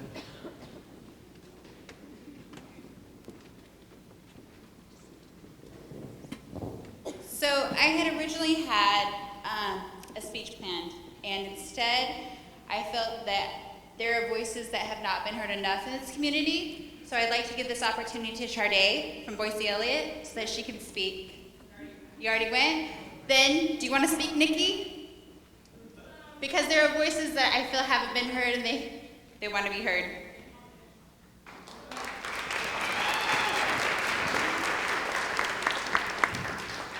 My name is Nicole Watson, and I am a 5th grade teacher at Jason Lee Way. And obviously I wasn't prepared to speak. I appreciate Ginger for doing something equitable and recognizing that in these spaces there tends to be one voice that you hear a little bit more often than not. As the gentleman from Franklin who spoke earlier, I too share my sentiments that I don't believe either of these scenarios really best fits the needs of our children. And I feel somewhat ashamed that it seems that we are really pit against each other, that it's become this I love my K-8 versus I love equity kind of conversation, and I feel like that's intentional by our district.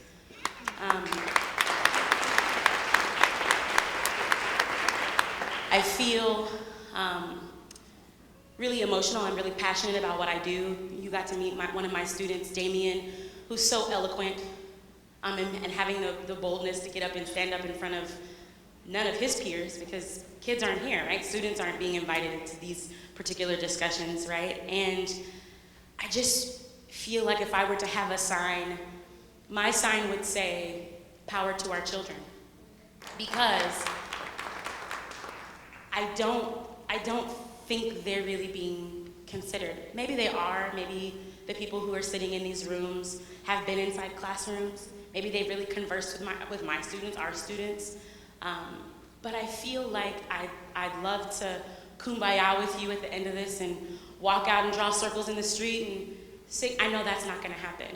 And I just feel like if we could get to a place where we could see our perspective, and as my husband always encourages me to do, is to just hold space for another perspective. I'm not saying don't have your own, but tonight, just as we're listening to one another, we're not enemies, that it's really all children that we care about. If you could hold your perspective, but be willing to hold another person's perspective also. Thank you. Thank you. Okay, next we have Amy Donahue from Alameda. After Amy, we'll have Chad Jacobs from Beverly Cleary. Go ahead, Amy. Thank you very much for the opportunity to talk tonight, and thank you to all of you who have gotten up to speak. I have to say, I think this is a wake-up call for me, and I am grateful for the perspectives that have been shared here tonight. I think the next time we get a bond measure, the next time we're able to sort of vote for someone into Salem who can really do something to fund education, we all need to vote for it. I think the boundary change is not going to be enough to create the kind of equity that we need in our schools. I think we also need to insist on the kind of programming and sort of core and the extras. You know, extras, everybody needs extras. That isn't necessarily sort of something that should be reserved for a select group of schools in the district. I did not grow up here. I'm not a Portland native, but where I went to school, which was a metropolitan area of about this size, every school had equal programming, and it made a big difference, especially when it came to talking about boundary changes like this. So while I don't think the boundary changes can solve all of our equity problems, I do think they have to address the issues of overcrowding, and I think they also have to address the issues of safer routes to school. And from the perspective of my children and of my community in my neighborhood, my small sort of section that is going to be sort of redistricted in scenario 2, that scenario does not really sort of address either one of those sort of goals that I think the DBRAC has put into place.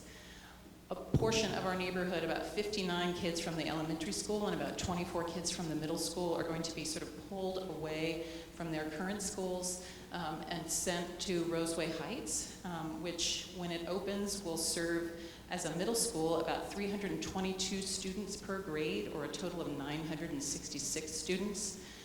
The projection at the end of 5 years will be that that school will be well over 1,000 students. So redistricting in this way begins to sort of, again, on the overcrowding issue, it doesn't solve an overcrowding issue, it actually exacerbates one. So we would sort of propose that our students, not be sort of sent to that school because we don't want to be doing this again in 5 years, most definitely. I think also, from the perspective of safer routes to school, scenario 2 again asks our portion of our neighborhood to cross the intersection of 57th and Sandy for all 13 years of their K through 12 experience. And I know many of you have driven through that 6-point intersection. It's pretty crazy to drive through it in a car. It's even more precarious on foot or on bike. And now, actually, thanks to a 2012 federal transportation law, it is considered a major highway. And along with that come increased speeds and really a sort of not the ability to do the kind of traffic calming that we'd like for our students. So while all students need to cross busy roads to get to school at some point in their career, it certainly shouldn't be for every single day of their educational career. So based on these points, we would just sort of advocate that we keep our small portion of our sort of neighborhood sort of intact so that we don't exacerbate overcrowding, and also so that we don't sort of really make less safe routes to school. Again, we do believe that boundary change does not solve everything with respect to equity, and we all absolutely need to insist that all of our schools have equal programming across the board. Thank you. Thank you. Thank you. So I like how we've got this going where folks are speaking up here. I'm just gonna let you know, I'm gonna actually sit in the chair so people can see me, so we can try to stay on schedule. It's just because I want to get through as many speakers as possible. So we have Chad from Beverly Cleary. After Chad, we have James Lopez Erickson from Cesar Chavez. Go ahead, James. So I'll take 20 minutes if that's okay? No, you won't. So my name is Chad Jacobs, and I'm from Beverly Cleary. And I'd like to just start by saying that the problem that I have, the thing that I have found most offensive about this process is that we are being pitted against each other. And we're being pitted against each other in this room as well as within our schools. And that causes deep concern for me, and that's why I decided to come tonight and stand before you. I live a block and a half from Beverly Cleary. Either scenario is not going to drastically change the life of my children. As a matter of fact, my oldest child won't change at all under either scenario. But what I find to be a problem is that we are pitted against each other for reasons that solely deal with funding. And previous speakers have said this. The core problem here is funding for our schools. And what I find happening is that PPS is just making decisions based on funding. You look at what they did tonight, and they say enrollment equals dollars, dollars equals teachers, teachers equals core program. That's their main point. What I'm urging PPS to do, and what I hope you will urge PPS to do, is the same thing that other people have said tonight. Take other things into consideration. There are lots of issues here that need to be dealt with other than purely funding. There's three specific that I find that should be addressed that I just have not found any information from PPS whatsoever. The first is there's no information about what model works best. There's a lot of debate, we want our K-8. There's a lot of people say we want K-5 versus the middle school. Well, what system works best for the education of our students? That's why we're here. What works best for the students? And that should be the goal for PPS across the board. I don't know what system works better. I don't have a preference for what system works better, but I would like PPS, the people in charge of this, to study that issue and figure out what works better, and then work towards providing that system for all of our students. We shouldn't have inequity in having some kids having a K-8 and some kids having a K-5 if one system is better than the other. Why can't we work towards getting that for everyone? Likewise, I think there has to be more consideration given to the idea that forcing children to change schools has a negative impact on their education. We need to ask PPS very strongly to adhere to their existing policy to allow kids to stay at their current schools. Is that my time or 30 seconds? 30 seconds. 30 seconds, okay. The study after study demonstrates that forcing kids to change schools has a negative impact both on their education as well as the education of the kids at the existing school. Either scenario forces over 10% of the students in PPS to change schools, and we need to look at how that affects our students. Finally, I think you want to look at the community of the schools themselves. Forcing communities to separate is going to cause unneeded stress on the children and on the families who have worked so hard to build their school communities. It's something that they're proud of. PPS focused on funding years ago when they switched to a K-8 model. Learn from our mistakes, don't do it again. We at Beverly Cleary have started a petition to keep our communities together, to look at these issues and ask PPS to look at other issues. We started this on Friday, and by today at lunch we already had 130 people, so I'll turn that into you guys. And this is just our school. I urge you guys to do the same thing, have some petitions, urge them to think about these other factors because it's not just about funding. Thank you. Thank you.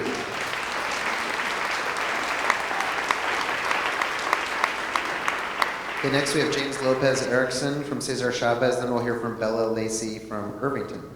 James, go ahead. Oh, thank you. My name is James Lopez Erickson. I'm a parent at Cesar Chavez School, and I want to say that one of the favorite things I love to do is talk with other white folks about racism. I know that a lot of us in this room love to do that.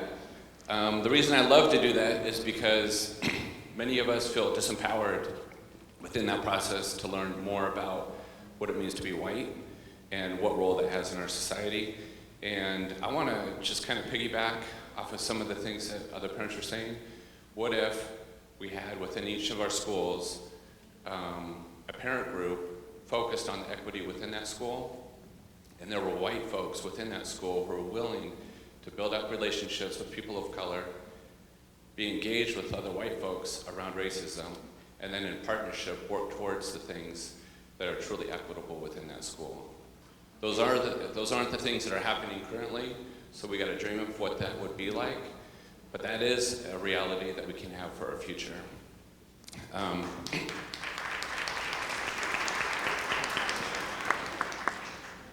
So since I'm from Cesar Chavez School, I wanted to share a quote from Cesar Chavez. It says, "Talk is cheap. It is the way we organize and live our lives every day that tells what we believe in." At Cesar Chavez School, we are a vibrant community built from a struggle to find ourselves a part of PPS' mission towards equity. As many of us know, 8 years ago, some schools were asked to change, others weren't. And so within that process, we have worked really hard within our community, parents and teachers, to be where we're at today. In that dialogue, to understand how we can keep our communities together, we had to also look at the history of Portland and what role gentrification has played within our cities and what role parents have played within the institution of PPS. The reality is that some of us have chosen to leave the neighborhood schools that we're in order to be a part of whatever school we wanted to be a part of. And so that's fine if you didn't want to be a part of a school, but we need to have those conversations that take the burden off of schools that have historically been discriminated against and begin to talk about how we can redistribute the resources so that we can have a conversation about all of our schools thriving. Let's see, one last note. I think I have about 10 seconds here. Well, I would just like to say that one productive solution that I have moving forward would be that future meetings within PPS would give parents from Title I schools preference to speak first.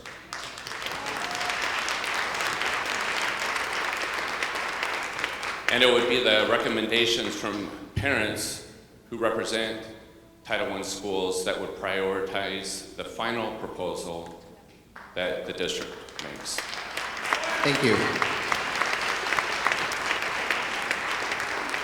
So next we have Bella Lacey from Irvington, and then we'll have Heidi Zadender from the Madison Cluster. Go ahead. Hi, my name is Bella Lacey. I'm 12 years old in the 6th grade at Irvington K School. I urge you to select some version of Scenario 2 because it strikes a good balance between helping schools that need help but preserving wonderful K systems like the one at Irvington that are successful. This scenario is better for Irvington because moving to K5, Scenario 1, will cause major disruption and would be upsetting to many students like myself. Being a K may not work at other schools, but we have a wonderful system at Irvington where all students get a quality education. Irvington shouldn't be changed because of a one-size-fits-all model. The schools that need help should have that help, but that doesn't mean changing everything. I think the K model is wonderful because the younger children can look up to the older kids and learn from them. The older students benefit also. They can see their teachers from the past and appreciate how far they've come. I love to see my younger sister throughout the day. Talking to her and knowing she's happy and doing all right is really a comfort. One of my favorite interactions with younger and older students at Irvington is having buddies. For example, the older kids will go into younger buddies' classrooms and read with them. We also have really interesting service learning projects for our middle-level students, like visiting the senior center, pulling ivy in parks, and a group who raises awareness of bullying and discrimination against LGBTQ students. This whole decision with scenarios 1 and 2 is really big, and I hope that the people making the decision carefully consider how this will affect each unique community and school. Thank you for this opportunity to speak. I was glad to voice my opinion. Nice job. Thank you. So next we have Heidi Zender from Madison Cluster, and then we have Becky Shibley from Sabin. Go ahead, Heidi. Hi, thank you. I'm Heidi Zender. I got a text at about 5:30 today saying, oh yeah, we're gonna need you to speak tonight, so bear with me. I was a part of the community that watched PPS close our neighborhood school, Rose City Park. I have a junior at Madison, I have a 6th grader at Roseway. As a community, we rolled up our sleeves and set to work, and we emptied our PTA coffers because the funding provided for this transition wasn't nearly adequate. For example, one middle school library was to be divided between 5 K-8 schools. They didn't even give us a sign for our school. We had to fundraise for that school. 9 years later, our K-8's in good shape with a solid, strong community. And we understand we're blessed as we moved into a middle school facility with middle school amenities. We recognize that in our cluster, we stand alone in our blessings. Scott and Lee are struggling, and we recognize that these are our kids too.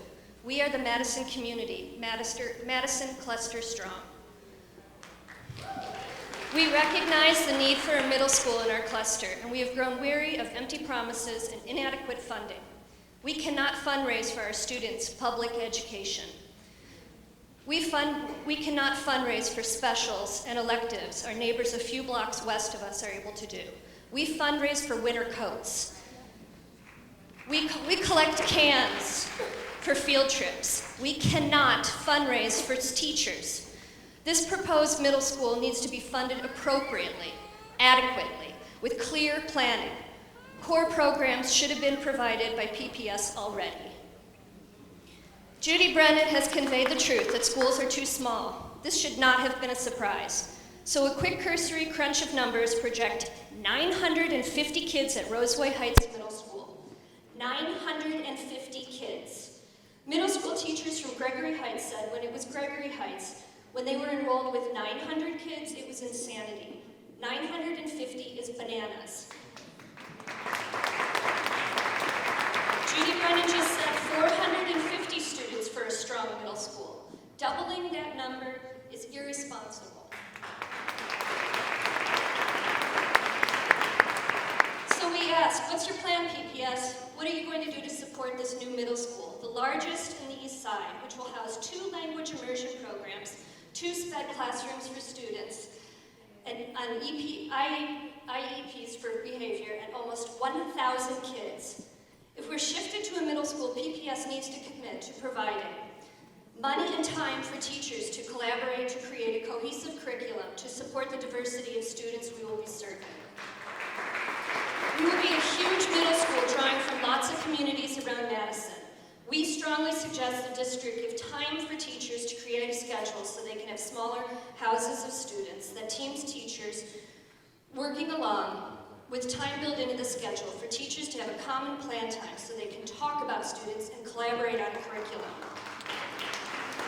A strong administration team to support teachers and students, including a principal and assistant principal and a dean of students with a proven track record of leading a strong middle school program that closes the achievement gap for the students with the greatest needs while also meeting the academic and social needs of students. Money for programs that other schools help create a culture of achievement and community. This will not be another social experiment where PPS dumps and runs. We are Madison Cluster Strong. We will not stand for this again.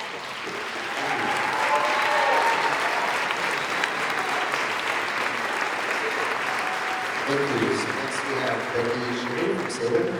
After Becky, we'll have Christine Spix from Vestal. Okay, go ahead, Becky. Thanks.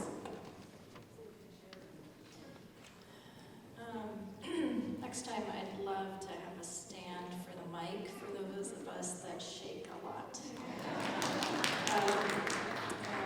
So I've gotten old. I've been here a while, and I now have reading glasses. I have been in the neighborhood for 17 years, and I have an 8th grader at Sabin, and she's been there since kindergarten.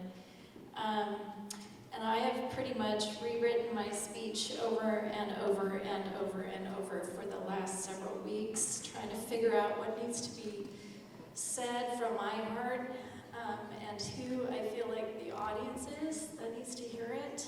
And I felt encouraged by the different meetings that I've been to, and I am rambling because everything I've heard here tonight is what I feel, and it isn't all together on one scenario, so we'll put that down. So I am pro K-8 because my daughter really did well in that socially. She was super, super shy, and for us it's been really great for her to stay in one place as she goes through currently really horrifying teenage things. And I am so grateful that she gets to be with teachers that have a history of knowing her and friends that can have a history of knowing her, and that my friends and I, we can share stories about, horrible mean girl stuff that's happening, and we're so concerned about the other kid's friend. My friend's kid I'm more concerned about when I hear what my kid did. So that kind of stuff, I think, is one of the beautiful things about K-8s. And so that's where I feel like, it should be about kids. What I also know is the fact that Sabin was a Title I school until 3 years ago, and we had to figure out a way to buy stuff because PPS didn't give us anything. They gave us the name, you're going to be a K-8, and they didn't give us the stuff. And all of us that were in Title I schools at that time raised our voices together and said, so when are the library books coming? And so now, I feel like I just want people to remember that what's happened at Sabin has happened really fast, but we were a Title I school when we had to figure out, oh my God, how are we gonna get library books, and how are we gonna figure out how to, raise some money and buy some beakers and some test tubes because they're supposed to have a science lab. And so I've heard a lot about how, the last big sweeping change was not done well. So 10 years ago, they started making us a K-8. This past summer, they finally put the eyewash station in our science lab. So if they are going to give you, my daughter's in 8th grade, so she's going to high school. I only have one kid, but if they're going to say they're giving you a middle school, you've got to make sure that you can walk in there on day one, and there will be library books, and there will be a science lab for your kids. Thank you very much. Okay, so we have Christy from Vestal next, and then next we'll have Yolanda Cabrera from Scott, and we'll need Spanish translation for Yolanda. Go ahead. Hi, I'm Christine Spix, and I'm glad to be up here, trying to get up here. My two boys go to Vestal. They're in kindergarten and 2nd grade, and I have a letter I'm going to read tonight that our PTA and families have put together after having group meetings and kind of give a voice to our school, because there's a lot of voices, and we want to be heard as best we can. Let us start by saying how special we feel Vestal School is. It has faced challenges, but has made great strides in recent years, which is a statement to our excellent principals, dedicated teachers, staff, and parents.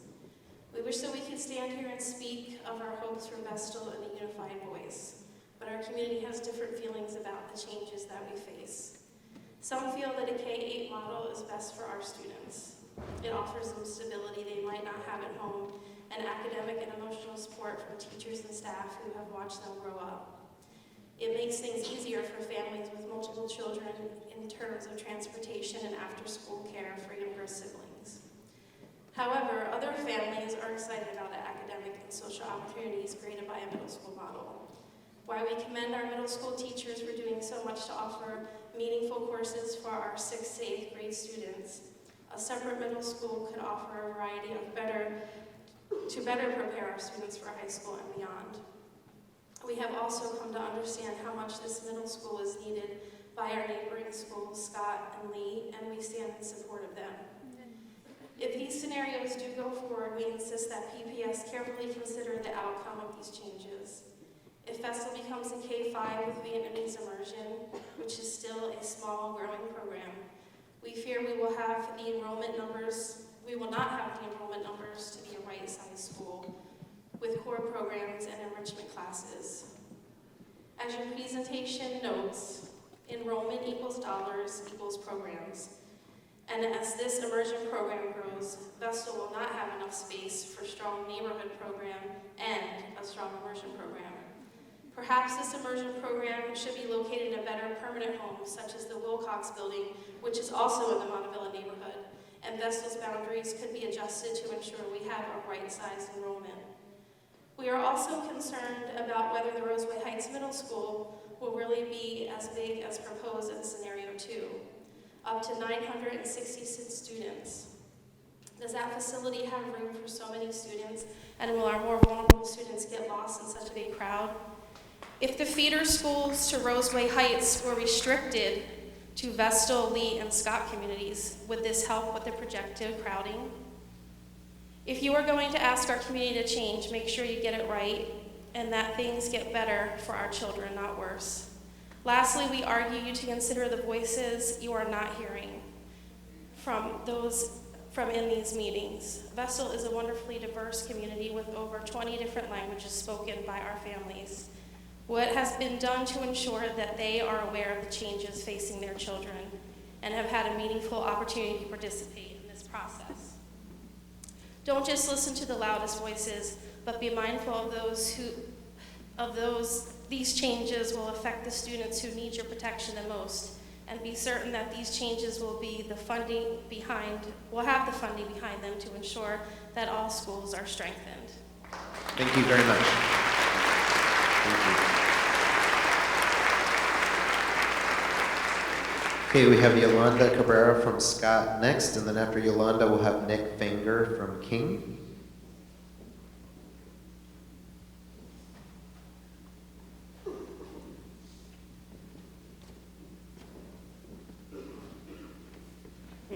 Hola, buenas noches. Mi nombre es Yolanda Cabrera y venimos representando a la escuela Harvey Scott con mi compañera.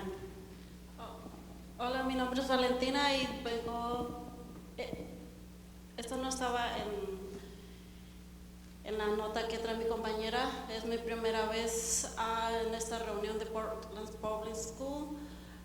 Tuve 3 hijos, tengo 4 hijos, perdón. Mis 3 hijos fueron a Harvey Scott. Por lo que yo he escuchado, mis hijos no tuvieron ese problema. Académicamente terminaron su high school, ahorita están trabajando. Pero así como tomaron esa decisión de hacer estos cambios por la public school, porque era un beneficio mejor académicamente para nuestros muchachos, y muchos padres lo han dicho aquí, y jóvenes.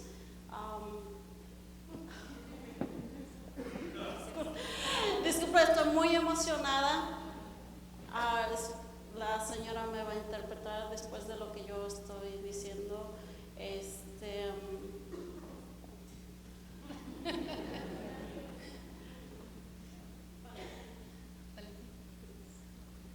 This is Valentine Cruz. She is here representing Scott. This is her first meeting. This is the first time attending a meeting of this sort. She's stepping outside of their agenda a bit and is going to share that she has had her children, she has 3 children who have attended Harvey Scott and had a positive experience. All have graduated high school, and we've heard the supports for the KA model, and her experience has been a positive experience. Bueno, esa es una pregunta que se le está haciendo al distrito de parte de la escuela Harvey Scott. ¿Las escuelas secundarias van a ser mejores de lo que son ahora? ¿Cómo específicamente el distrito va a organizar el transporte, la seguridad, asegurarse que la calidad de la educación y la equidad sea mejor? En otras palabras, ¿cómo estamos seguros de que al solucionar un problema no vaya a crear otro? The questions we have forward today to PPS is, are middle schools really going to improve and are going to be better than they are today? How specifically is the district going to organize transportation, safety, and how will you ensure that the quality of the education and that equity is delivered and is delivered in a better way? In other words, how is it that we can trust that the solution is not going to lead to another problem?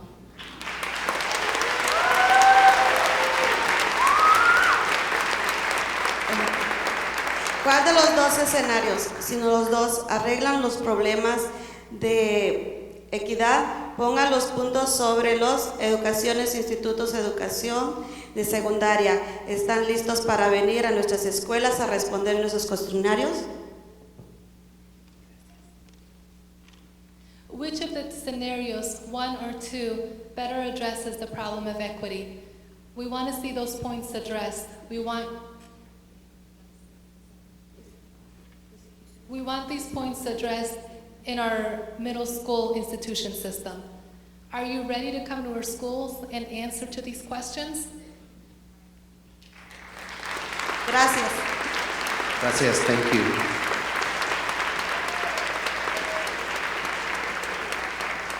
Okay, Nick Finger from King, and then after Nick, we'll have Tarina Wicker from Vernon. Go ahead. Thank you. It's good to be back. I was more active in 2012 in the last one where we were all at Jeff. I remember being in the basement or the cafeteria there, and there was a good rumble. I'm Nick Finger, a parent at King. My son is in 5th and my daughter's in 3rd. We've been here since pre-K and kindergarten. We've watched the changes in the neighborhood. We've lived here since 2001.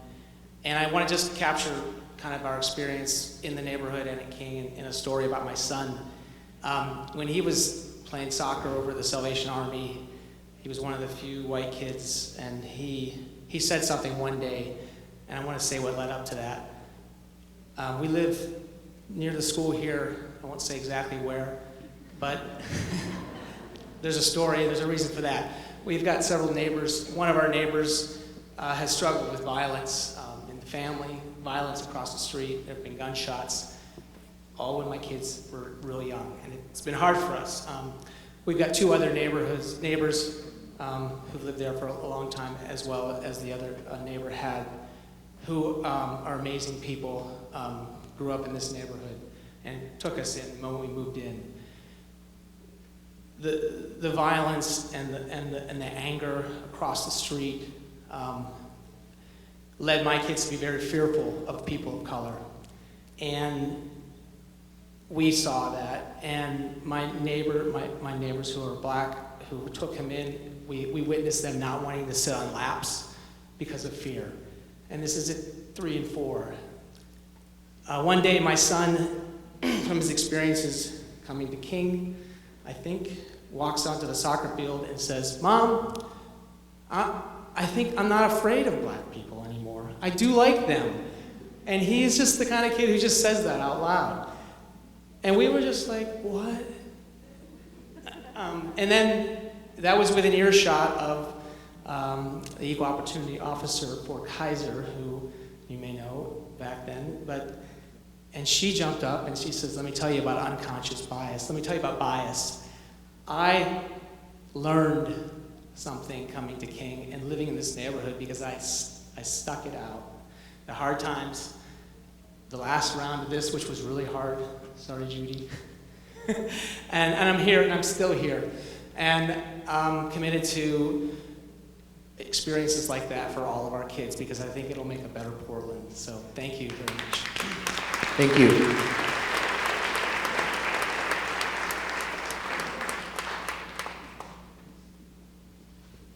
Tarina Wicker from Vernon, and then we have Shania Chipto from Access. Go ahead, Tarina. All right, I'm Tarina Wicker. I am a teacher and a parent at Vernon School. I teach 2nd grade this year, and I have a 2nd grade student next door in the classroom next door, and I have a 6th grade student. I'm going to speak as a parent first, and then very briefly as a teacher. As a parent, my 6th grade student, I am so happy that he is in a K-8 where every single teacher and every single student knows his name. Every single teacher knows every single student's name. My kid, man, he would have fallen through the cracks. Even 10 weeks in, I can tell. He was a disaster at transitioning to 6th grade, and having people that could just wrap around him and take care of him in that environment made the difference for him. I don't know that we would have weathered it into a transition. I'm hearing about Roseway Heights and 900 kids, and I hear a lot of people who advocate for middle schools saying, well, it's really scary to go from a tiny K-8 to a high school of like 1,000 people.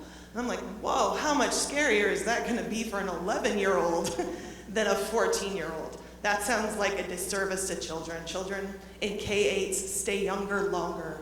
They are safer longer. They get into drugs, they get into sex, they get into all those things we don't want them to get into later. There are tremendous mental health benefits to keeping kids young, but we're doing that in this district at an expense of programs, which is a huge disservice. So I hear that we want to go to a sort of more cost-efficient model, and we want to educate kids more cheaply and not more safely. What we need to do is demand the programs in the schools that we have to keep them safe. We need to demand that they look at how are we going to make these buildings fit these kids? How are we going to do this? At our school, we just got, just like at Sabin, our science labs were just built, and now we're going to lose the kids who need them. What a tremendous waste of money. We could spend that money on things to serve our kids where our kids are now.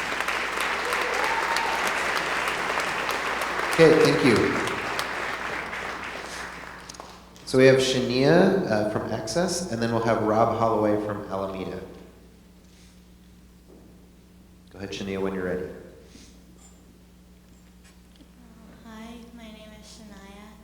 I am a 6th grader at Access. Since Access has students from all over the district, I think it's important that transportation isn't a problem for students who live far away like me. Every single day I spend 3 hours on the bus, which is almost half of the time we're in school. I think if we're going to move to a new building, it needs to be in a very central location. I also recently learned that there are over 170 kids on the wait list that can't go to Access because we don't have enough space. Access provides an accelerated learning program for kids who need it. Those 170 kids aren't getting the education they need because we don't have enough space. Access should be available for all the kids who need it. Thank you. Thank you, great job.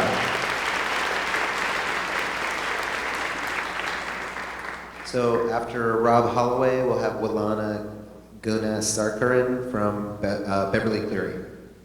Oh, okay, thank you very much, Rob. Appreciate that very much. Okay, so we have Wilana from Beverly Cleary next, if you want to come on up. And after Wilana, we'll have Dave from Irvington. Go ahead. It's Nolana. Nolana, sorry. It's okay. Go ahead. I forgive you. I'm a working mother of 3 children who have graduated or are currently at Beverly Cleary. A few years ago, after we were changed to a K-8, we too were initially under-enrolled and had fewer resources. But this has changed over time as our community has grown. Every school is unique and faces its own set of problems. Overcrowding has been our challenge. Under both scenarios that PPS has presented, our school will lose something valuable. Scenario 1 dissolves our school. In 10 months, our K-8 model that we have spent the last many years building will be destroyed, scattering our families to 3 different schools on 3 different sides of the freeway. 3/4 of Beverly Cleary schools, kids' schools, will be displaced by the move. That's 3/4 of our families. PPS is essentially destroying our school in scenario 1, and you all need to know that. But according to PPS's own data, it will not even solve our overcrowding problem. Instead, it creates a Beverly Cleary Middle School that would have the most kids per classroom of any currently in the district, and a Laurelhurst K-5 that would be the largest of its kind in the state with 964 students. Scenario 2, on the other hand, also impacts our community. It narrows the Beverly Cleary school boundary to west of 47th Avenue. 1/5 of our kids will be displaced by this move. We will lose cherished and committed families. This is also heartbreaking to our entire community. So PPS has presented us with 2 scenarios where we will lose either way. In weighing the options presented, scenario 2 at least preserves our K-8 school. It displaces the fewest number, and it at least addresses overcrowding. I recognize that not all schools feel the changes in scenario 2 will be best, Therefore, I urge PPS to avoid making these changes as an all or none decision when choosing between options. Instead, I ask them to take the time to listen and address the needs of each school. I think that is what equity really means. Equity is an honorable and necessary goal. There would not be overcrowded schools like ours if there were no struggling and under-enrolled schools in our district. Schools and boundary changes have not always improved equity in the past. In 2008, PPS changed many K-5 and middle schools to K-8, promising equity and improvement along the way. Now we are flip-flopping their position in less than 10 years.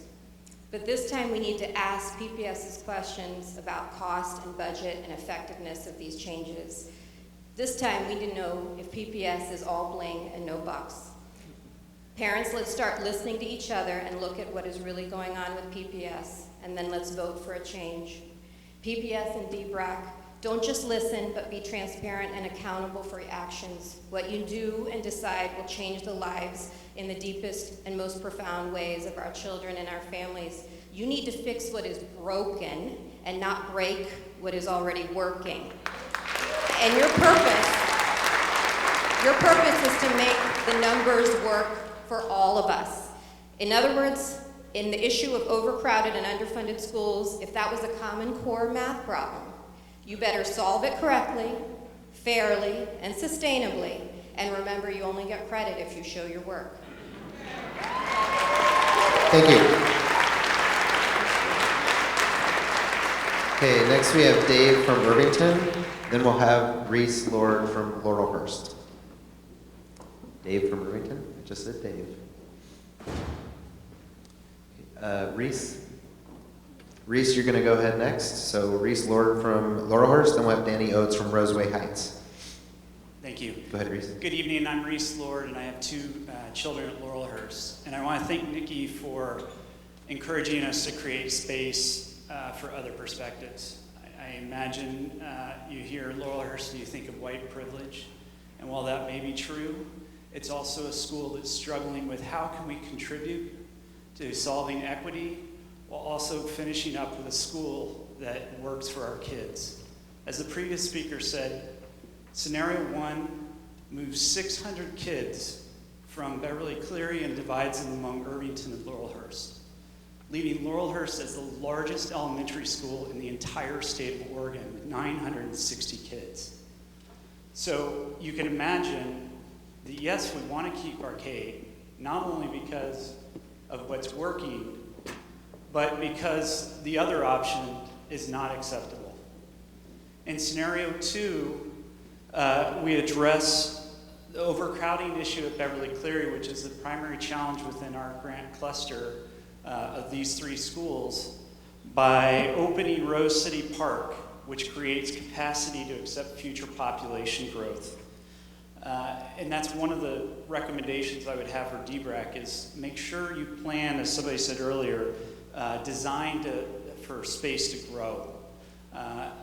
One of the challenges in Scenario 2, and we recognize that, is what happens with Roseway Heights. Now you've heard about the size that Roseway Heights grows to.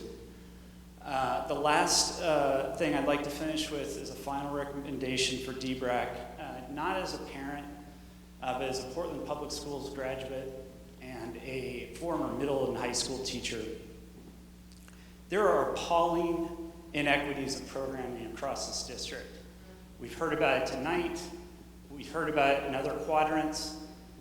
I was heartbroken the other night to hear about a parent from Scott K. who talked about her child's choice of electives being lunch duty or office assistant. That is unacceptable.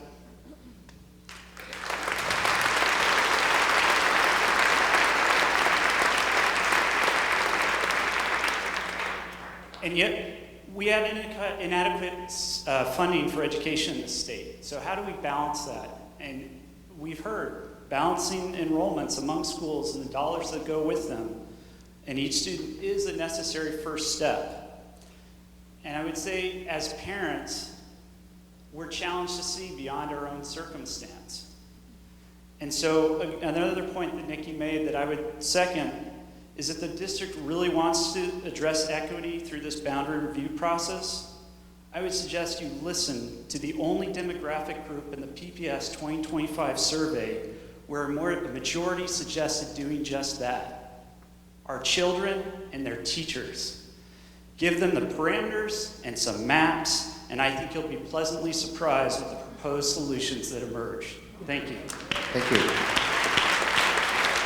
So I just want to note that we're at about 9 o'clock, but we started the meeting about 6 minutes late, so I'm going to go for an extra 6 minutes to give us the full 2 hours. So we'll have time for 3 more speakers. So next we have Danny Oates from Roseway Heights. And unfortunately, we almost made it through everybody. We didn't quite. Then we'll have Michelle Gano-Jones from Sabin. And then our last speaker will be Shabre Vickers from Vernon. Danny Oates from Roseway Heights. You're up. I actually just wanted to... Go ahead. Everything I wanted to say has pretty much been covered tonight. So I wanted to donate my time either to Lee or Scott, if there were anybody else from that school that wanted to speak. They'll just tap dance? No, I'm just kidding. Or Vestal. Anybody?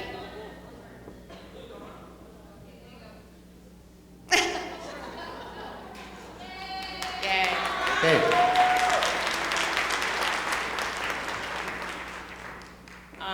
I honestly didn't plan to speak, so I don't have a lot to say, but I was just very appalled that Woodlawn, who is the next school over from King, was not even listed on the original slide. We are important as well, and there's a lot of changes that both proposals would bring to our school, and so I'm just curious, why were we not even represented on the slide? Woodlawn.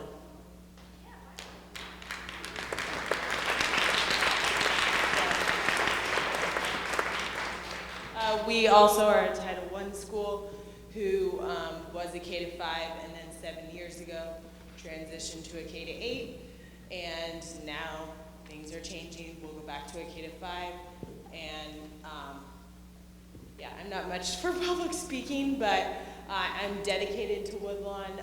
My daughter has been there since kindergarten. She's in 2nd grade now, and yeah, I just want to stand up for our school and say we need to be represented as well, and our kids deserve a appropriate middle school education. And unfortunately, as much as I thought I'd love the K-8 model, I'm a substitute teacher as well, and I sub in the middle school levels at Woodlawn, and I've been entirely disappointed about the lack of programming for our kids and how little appropriate middle school education they're getting. And so for that reason, I'm pro going back to the middle school, but I am very nervous for how will the district adequately provide appropriate middle schools that will give our kids the education they deserve. So. Thank you. We'll check that slide. If Woodlawn was left off, I apologize. It was not meant as an advertent. We'll check that slide, okay? Okay, next we have Michelle Gano-Jones from Sabin, and then our last speaker will be Shabre Vickers from Vernon. Michelle.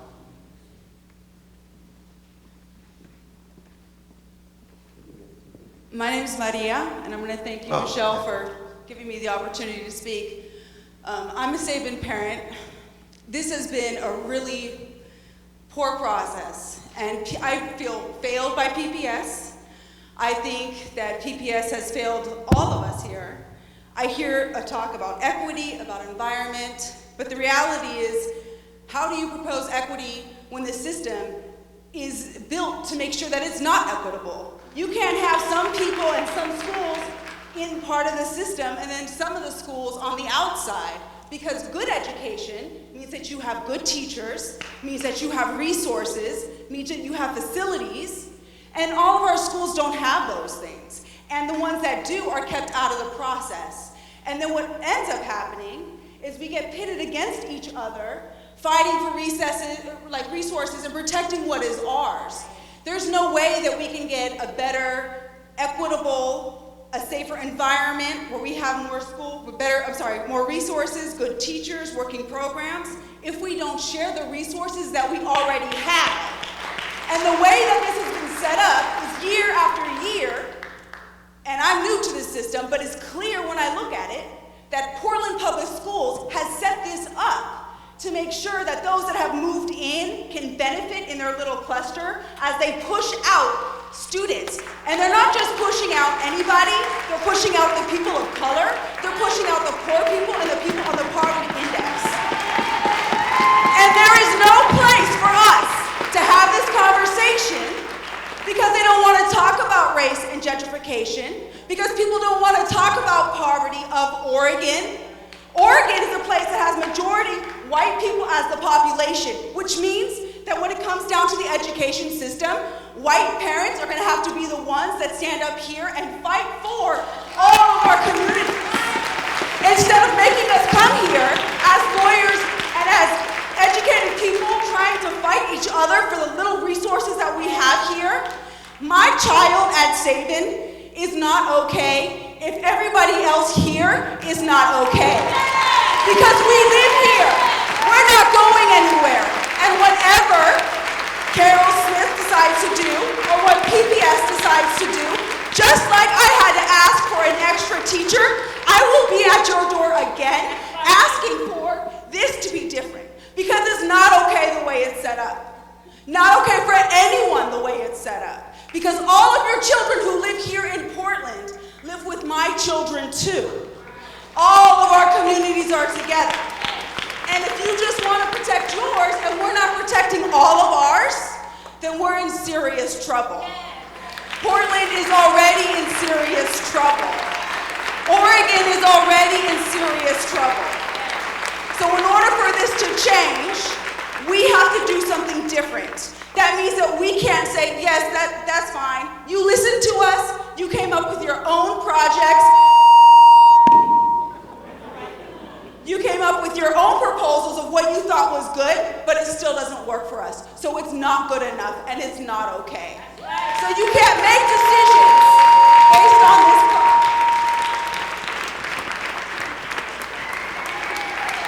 Thank you.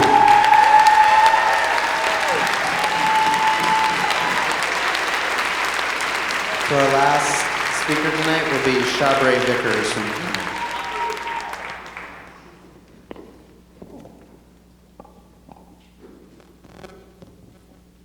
Interesting to be the last person after all that, right? Thank you, Maria. I ditto everything that you said. So at the end of last month, over 3,000 people gathered from across the nation in Los Angeles to discuss the concept of equity, both in our institutions and in our systems. This process tonight, however, seems to diminish the term equity.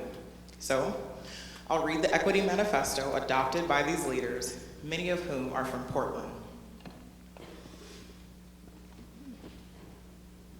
It begins by joining together, believing in the potency of inclusion, and building from a common bond. Equity, it embraces complexity as a cause for collaboration, accepting that our fates are inextricable. It recognizes local leaders as national leaders, nurturing the wisdom and creativity within every community as essential to solving the nation's problems. It demands honesty and forthrightness, calling out racism and oppression, both overt and systemic. It strives for the power to realize our goals while summoning the grace to sustain them. It requires that we understand the past without being trapped in it, embrace the present without being constrained by it, and look to the future guided by the hopes and courage of those who have fought before and besides us. This is equity, just and fair inclusion into a society in which all can participate, all can prosper and reach their full potential, unlocking the promise of the nation by unleashing the promise in all of us. This process hasn't done that. Judy, I know this is a part of what you do, and we did this before. I was a part of that before. We've heard of 900 students and 60 students and 65 students. The 2,300 students that you mentioned, or the 10,000 students that you mentioned, their safety when they don't make it, what does that mean for all of you in here? The safety that comes with a community who's not educated far outweighs the safety of crossing a street.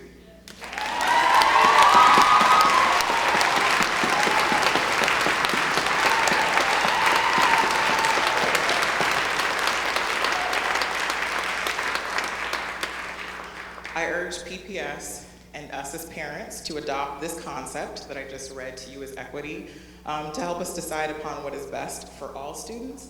Can you hold up that poster that you guys printed? It's a great poster from Kinko's. That is not equity. That's just a few of our schools. That's not equitable. The other thing is these two scenarios don't present anything that's close to equity. We do not have to deal with these two scenarios. These proposals that have been put together, all these things that have been put together, all of our voices mean we clearly haven't heard anything in scenario 1 or 2 that supports our students, and we don't need to stand for those. We have enough voice here, and all the 12 meetings that you guys have held, I'm pretty certain you haven't landed on 1 or 2. You said that neither of them equal what we're gonna end up with, so let's not stand for it. If 1 or 2 doesn't work for us, let's not stand for it.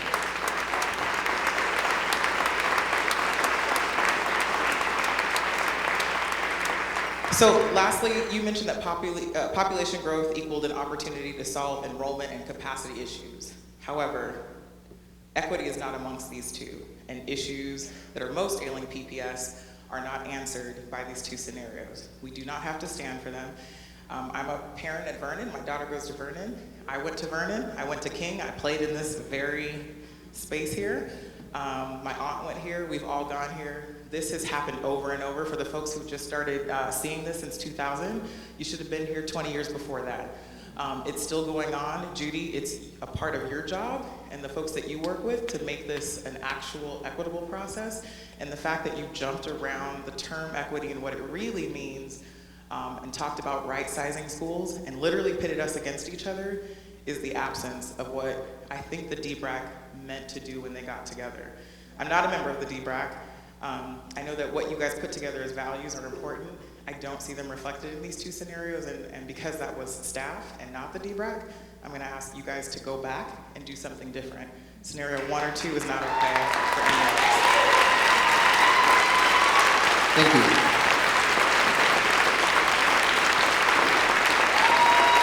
Okay.